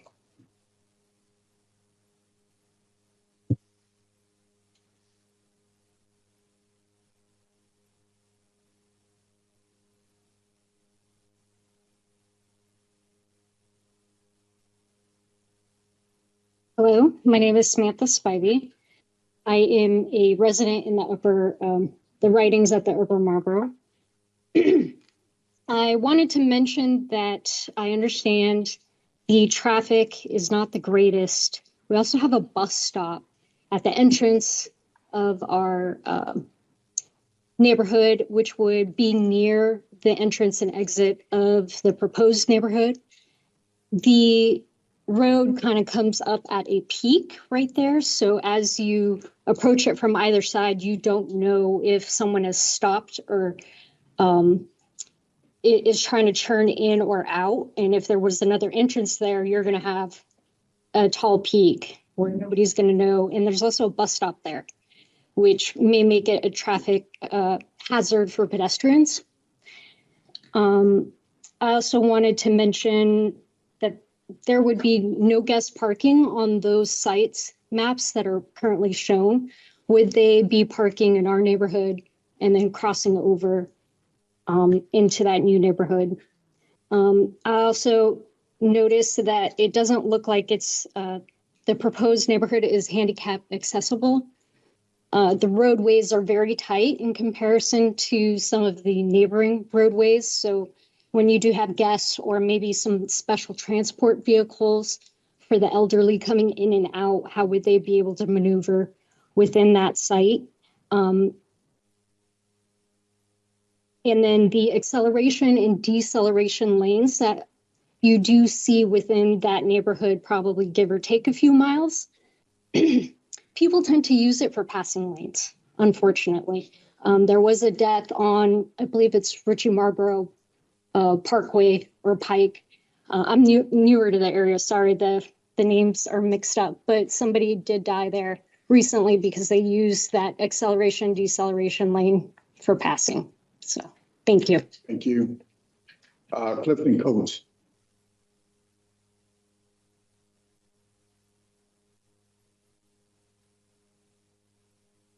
Good afternoon, Mr. Chair, and want to say congratulations again to see you sitting in that seat.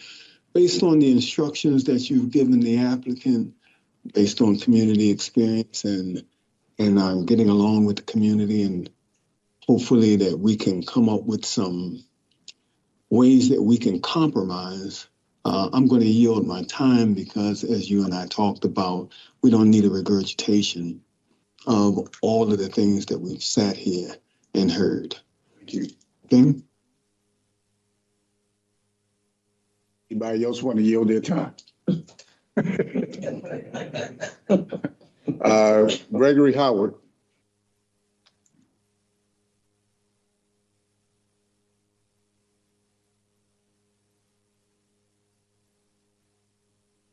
Good afternoon. I don't mean to regurgitate because my neighbor spoke very eloquently about the traffic. That hill, number one, that comes up right at our community, there's a dip. So now you're going to have another entrance that you want to put across, which is going to have traffic. That's going to be dangerous. On the other side, you've got the same thing. As soon as you come off that curve, you're talking about another entrance. that they're talking about. Now, I get all of the points that DPI is making, but one of the problems I have in the county is when they do traffic evaluations, they aren't taking into account aggressive drivers, as my neighbor mentioned. I've seen cars at both ends, on both sides of that map, where people are using those entryways to pass cars. I've had to deal with that myself, almost in a head-on collision. I just think that they should find a better spot, maybe move closer, since they mentioned the Westphalia Center. Maybe move closer to that so that it's more in walking distance for seniors, as opposed to trying to pack in another spot right here. And finally, I'd like to say, despite all the diagrams that they've shown, it would have been nice to have seen an illustration, a 3D illustration of what that's going to look like. Additional lanes, it concerns me a lot. Because again, some of the upgrades that we've seen have not been all that great of an upgrade. And that's all I have to say for now. Thank you. Diane James.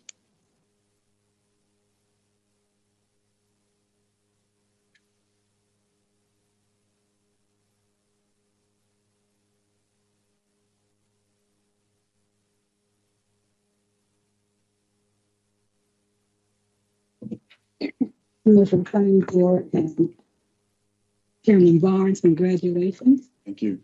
Again, my name is Diane James, and as a longstanding resident and homeowner in the Ridings of Upper Marlboro, as a matter of fact, our home was one of the first built in the development back in 2006 by Ryan Homes. The community was slated to be a classic community. And what I mean by that is that the combination of functionality, aesthetics, appeal, and adaptability would ensure that that floor plan remained relevant even in today's market. Our home is considered as a mansion. I am here today to express my strong opposition to the proposed development of a senior community comprised of townhouses or villas in our area. Our subdivision is clearly zoned for single-family residential housing only, and this proposed highly density development runs counter to the established zoning and long-term vision of our community. In addition to the serious concerns about zoning violations and community disruption, I would like to highlight the economic consequences this development could pose. Neighboring counties have seen substantial growth in property values, particularly in the years following the COVID-19 pandemic. Unfortunately, Prince George's County continues to lag behind, and this proposed development only threatens to widen that gap. Many homes in our area, including ours, should reasonably be valued at $1 million or more. But now, based on location, design, and surrounding infrastructure, they're proposing to put in these villas. A few properties have actually already reached that benchmark of $1 million, but not nearly as many can if we didn't have the villas. James, that concludes your time. Do you want to provide a conclusion? Yes, I would also like to say that the property that the attorney showed had a fence going down the back of that of Marlboro Pike. Our property line goes down to the street and really right out onto the street. So I'm not sure if they were aware of that, but that's our property line. It doesn't stop at that fence. It goes all the way down to the street, probably in one of the lanes. So that would be my conclusion. Thank you so very much. Thank you. Latoya Pittman, apartment. Thank you. Gordon Pearson. Thank you. Jake Kirkmer.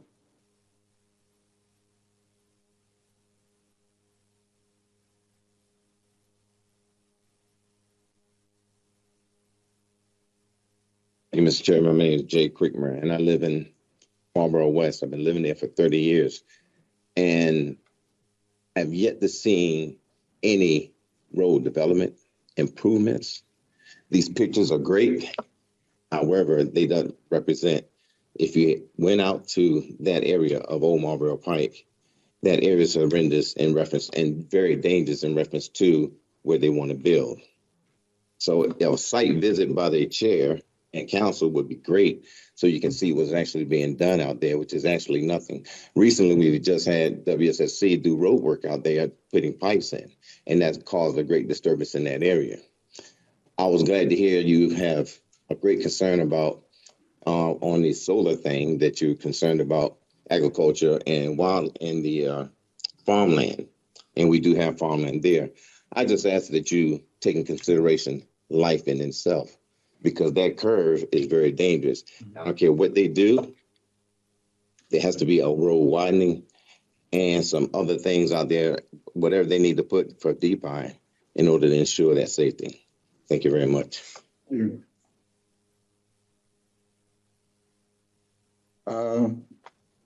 Starita, did I get that right? Thank you. Joya Coates.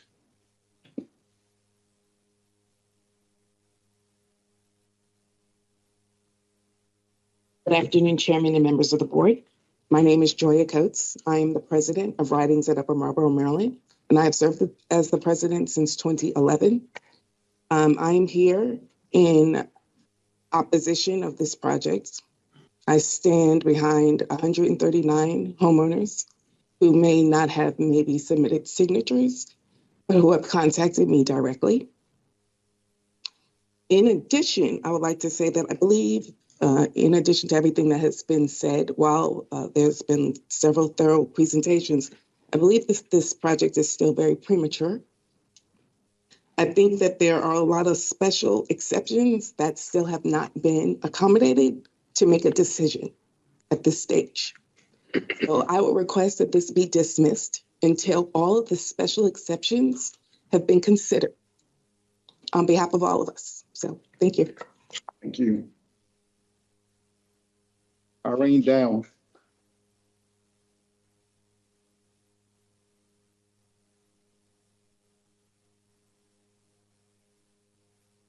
Good afternoon. My name is Irene Downs. I don't live in the development, but I am familiar with the development because I have relatives that live there. But what I would like to speak on is that there's plenty of other land in PG County that could use the senior citizens' property. For example, the old Glendale Hospital. I have been writing since 2022 to get an answer from somebody within the county as to when you're going to build a senior citizens property, something like the old Cameron Grove, for example. When can somebody build that in a place on the old Glendale Hospital site, which is what I was told. So to uproot the families that are there, disrupt their life, why not go ahead and use property that is already available? And no one has even considered that. But I was told, and I have it in writing, we're going to consider the old Glendale Hospital site. Well, when?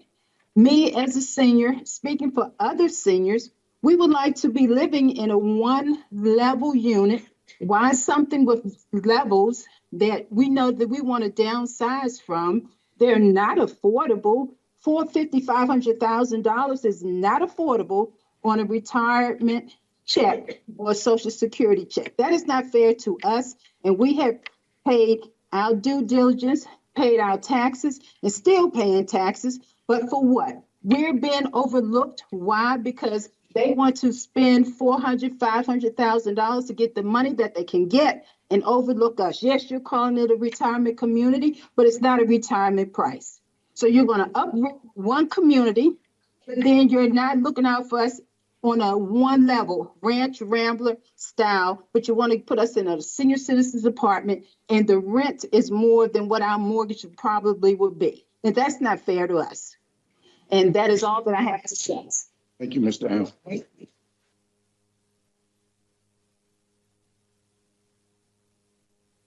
Robert Sanders.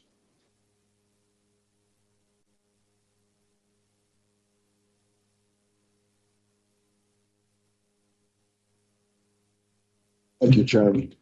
Appreciate the opportunity to speak in opposition to this preliminary plan.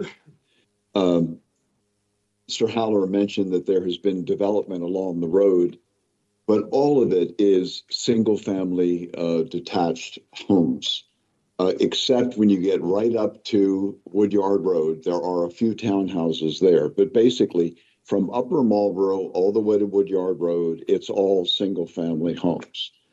The road is also a beautiful scenic country road. There are 3 farms on the road. There are animals grazing along that road. Most of it does not have sidewalks, which I think is actually attractive. It looks like a country road. I don't believe we need sidewalks on this stretch either, because they don't lead anywhere. There's no sidewalks on that side of the road all the way to Upper Marlboro. So you get to the end of the sidewalk and it ends. The problem with the dangerous curve can be solved if there was only one entrance down near towards where the church is.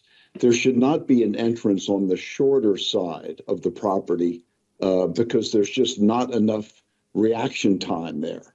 Some of these young men are driving motorcycles at really high speeds around that turn.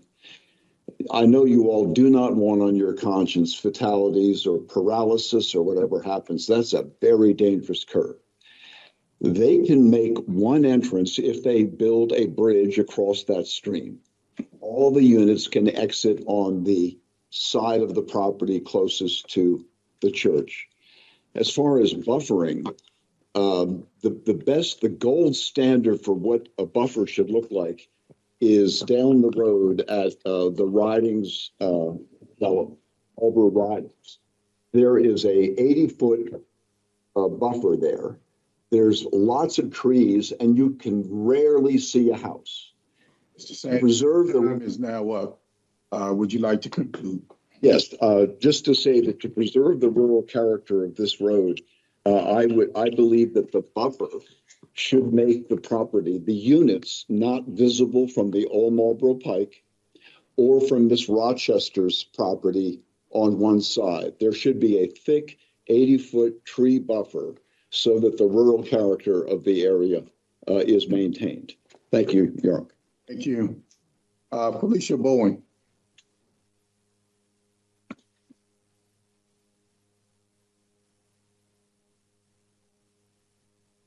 Good afternoon. Congratulations. Thank you. Barnes, excuse me. Just a couple of quick things. I was driving along Temple Hills Road, southern part of Prince George's County, and that is pretty much untouched, and I recommend that you go there. Okay, the second is the seniors, the response time. So let's put a bunch of seniors on a road, a dead man's curve, and see what they do with that, right? Like that makes no sense to me. Is anyone thinking out there? So again, in opposition, I didn't tell you. So Felicia Bowen, and I represent the Marlboro West community, and I'm actually on the board, HOA board as well. Thirdly, the icy conditions, no one mentioned that yet. Along Dead Man's Curve, you're going up, you're going down. There was an ice storm, and a lot of these storms have been catching us off guard lately. So there was an ice storm, and cars were sliding down, up and down the hill, trying to get up and down Old Marlboro Pike. So again, let's put some seniors on the road and see what they can do with some ice, right? So that is all I have. I am deeply opposed, and hopefully, with my light humor, that you get the underlying tone of find somewhere else to. Thank you.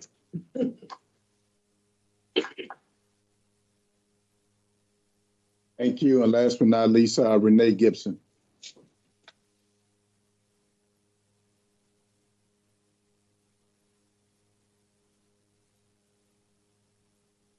Good afternoon, Chairman Barnes and the board. My name is Renee Gibbons, and I am the Melwood Park HOA board member.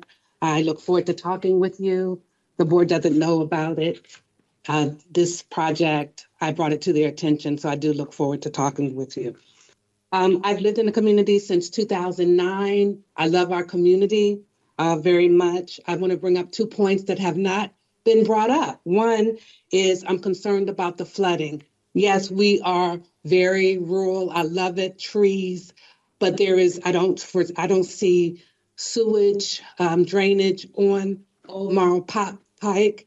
And because of the increase in rain and inclement weather, we see a lot more flooding, a lot more puddles, unexpected, and that causes a problem. So unless you're going to address the drainage problem on this rural road, you're going to see more of flooding with more asphalt, more concrete being built up. The trees and the land absorb a lot of the water now, but we will see with more inclement weather, more pooling, more unexpected puddles, and that will cause a problem. The second thing that hasn't been brought up is if you start to cut down the trees on Route 4, then you will see into all the communities. Right now, we're hidden. So low crime, very rural people on the main highway can't see all of the communities that are back here off of Old Marlboro Pike. But if you tear down trees on Route 4, and now you can see totally into the community, then you will be able to see all of the development, and that makes us less safe. So those are my main concerns. And I heard a lot of further evaluated. I don't think there's enough have been done. I think it's too preliminary right now. There's too much to be further evaluated. Thank you. Thank you. Commissioners, are there any questions for any of those that have spoken? If not, Mr. Heller, if you want to provide your closing remarks. Thank you once again, Mr. Chairman, members of the board, and I just want to thank members of the community for coming out and making their concerns known to the planning board. And we do take all of those concerns seriously. We do want to make sure that this is a community that everybody is happy with and proud of. I know that there are a lot of places in Prince George's County where people indicate a desire to want to be in a home that's designed more for senior living, and they don't want to leave their community. We want to be able to provide a place for them to be able to do that in this location.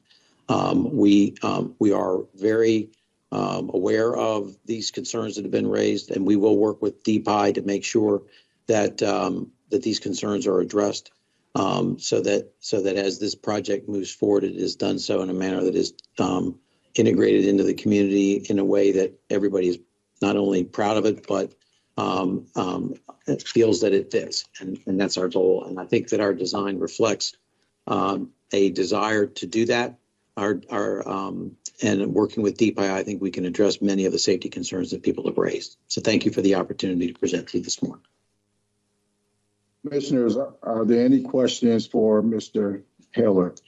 I don't have any questions, Mr. Chair, but just to remind Mr. Haller, if when you get to a specific design plan, that the provision be made for homeowners that have dogs. Absolutely, that will be done. I see that there are no other questions. Are there any other deliberation? If not, what's your pleasure? Mr. Chair, first I want to thank the community for coming out and expressing their concerns. This property is in the zone is allowed to go forward at this juncture. But I'm sure Mr. Haller and his team have heard both the chair as well as from the community the importance of the two sides engaging. Given that, I would move that we adopt the findings of staff and also reflect the technical errors that were spelled out by staff that need to be corrected and were read into the record, and that we approve preliminary plan of subdivision 4-25001, type 1 tree conservation TCP 1-012-2025, as well as the variance to section 25-122B 1G for Prosperity Senior, along with the associated conditions as outlined in its report. Second. It's been properly moved and second. I will call the roll. Vice Chair Bailey. Vote aye.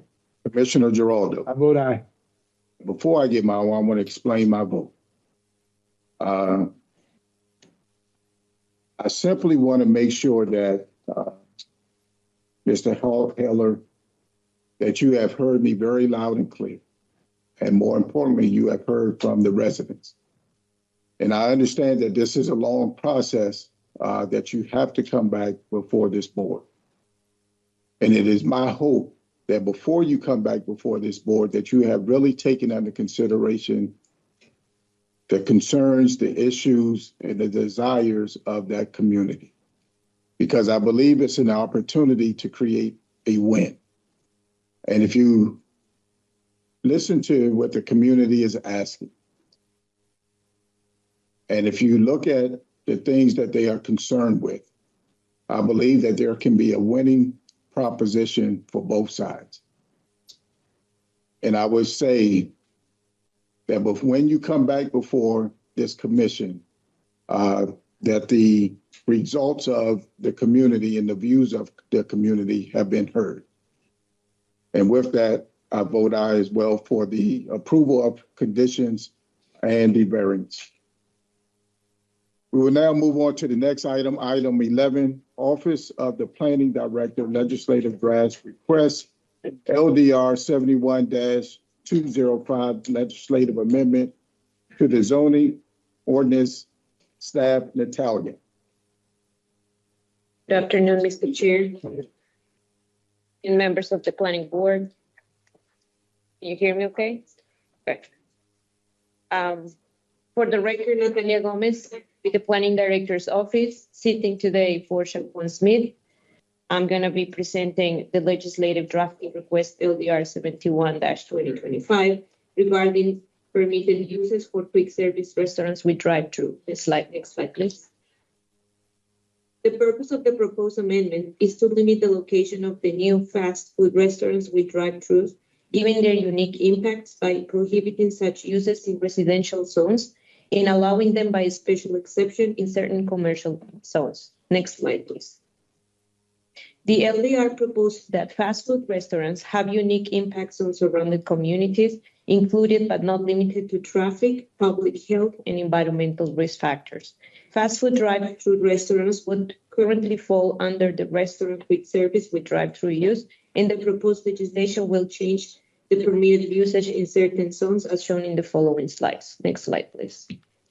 So in this slide, we can see that quick service restaurants with the drive-through are currently permitted by right in the high-density residential, commercial, industrial, and planned development zone shown above and prohibited in all corners.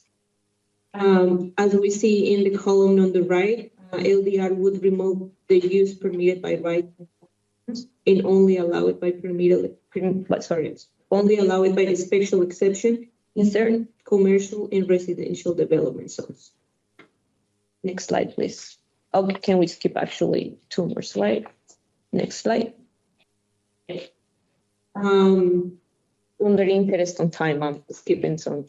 So the proposed legislation was reviewed and assessed by the planning staff, and some feedback to the sponsor include that fast food is a term not defined in the zoning ordinance and would therefore fall under restaurant quick service uses, which also include quick service restaurants like Starbucks, Chipotle, Panera, etc. The proposed legislation would benefit from the Planned Health Atlas study approving CR 45-2025 being initiated by the Planning Department, as it would help to provide a deeper analysis of the suggested unique impacts of fast food restaurants with drive-thrus. LDR 71 should address uses under the prior zoning ordinance to capture grandfathering provisions. Why? Because this legislation will only impact development under the current zoning ordinance. Next slide, please. Additional feedback from the Planning Department would making clear that the reason this type of use is only allowed for a special exception is to limit development, but to ensure that it is done carefully and appropriately. The legislation was not introduced. This legislation proposes to have an effective date of July 1st of 2025, but it has not been introduced, so it would affect the proposed projects that are on this date. Several terms will be considered subjective or misunderstood within the bill. So the reason is that the bill is mentioning nuisances that are hard to measure and evaluate by planning and staff. So we are proposing additional language for the bill sponsor. Next slide, please. From this analysis, the planning department recommended a couple of amendments. I'm going to quickly skip through. So have the hours of operation amended to allow the zoning hearing examiner to determine the hours case by case basis. Replace the term, as I mentioned before, replace the use of the term nuisance with non-inherent adverse effect. Conduct the health atlas study to provide a more complete analysis on community impacts, traffic, environmental, and public by drivers. Reference site plans and requirements for special exceptions because they can be confusing at the time of review. Remove redundant terms such as community and neighborhood for clarity purpose at the time of review again. Next slide, please. And as a matter of housekeeping, staff offer additional comments regarding the assessment of technical drafting conventions, which I will read quickly into the record, and this is just so we keep it in the record.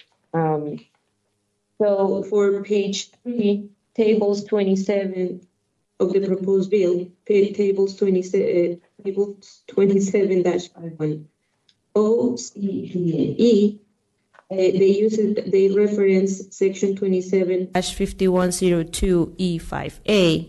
We are recommending that to be removed from the specific standards column and be replaced with refer to special exception standards. This is, Mr. Chair, is so it is consistent with the way that the ordinance is being drafted. And the second and last proposed amendment to the drafting of the bill is page 7, line 27, which references section 27-3605 as containing requirements for the special exception. It should instead be to reference section 27-3604, which covers special exceptions, applications, and requirements. With that, the department recommends that the planning board take no position on LDR-25-2025 and transmit the comments hearing to the county council. This concludes my presentation, and I'm happy to answer questions if any. Are there any questions for Natalia? I don't have a question, but would you go back to why you're recommending a position? Oh, because we have amendments that we think that the bill sponsor should consider. Included in the main one is that this bill should include background information of why they're proposing to limit drive-throughs on restaurants in certain zones. The department is essentially requesting additional background information. All right, thank you. And in addition, there will be a health data that we are hopeful will help the sponsor to collect that information. We'll provide some comments with you. Right, we're going to, let's get a request. Comments and recommendations. Okay. Are there any other questions for Natalia? Mr. Chair, I don't have any questions. I have a motion.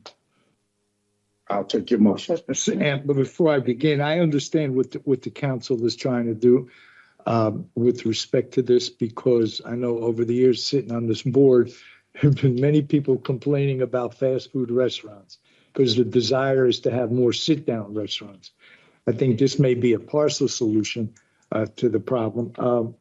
But in view of that, I move that we accept the recommendation of staff and take no position. However, that we transmit the well-versed comments to the county council to make recommendations to those bills, to that bill.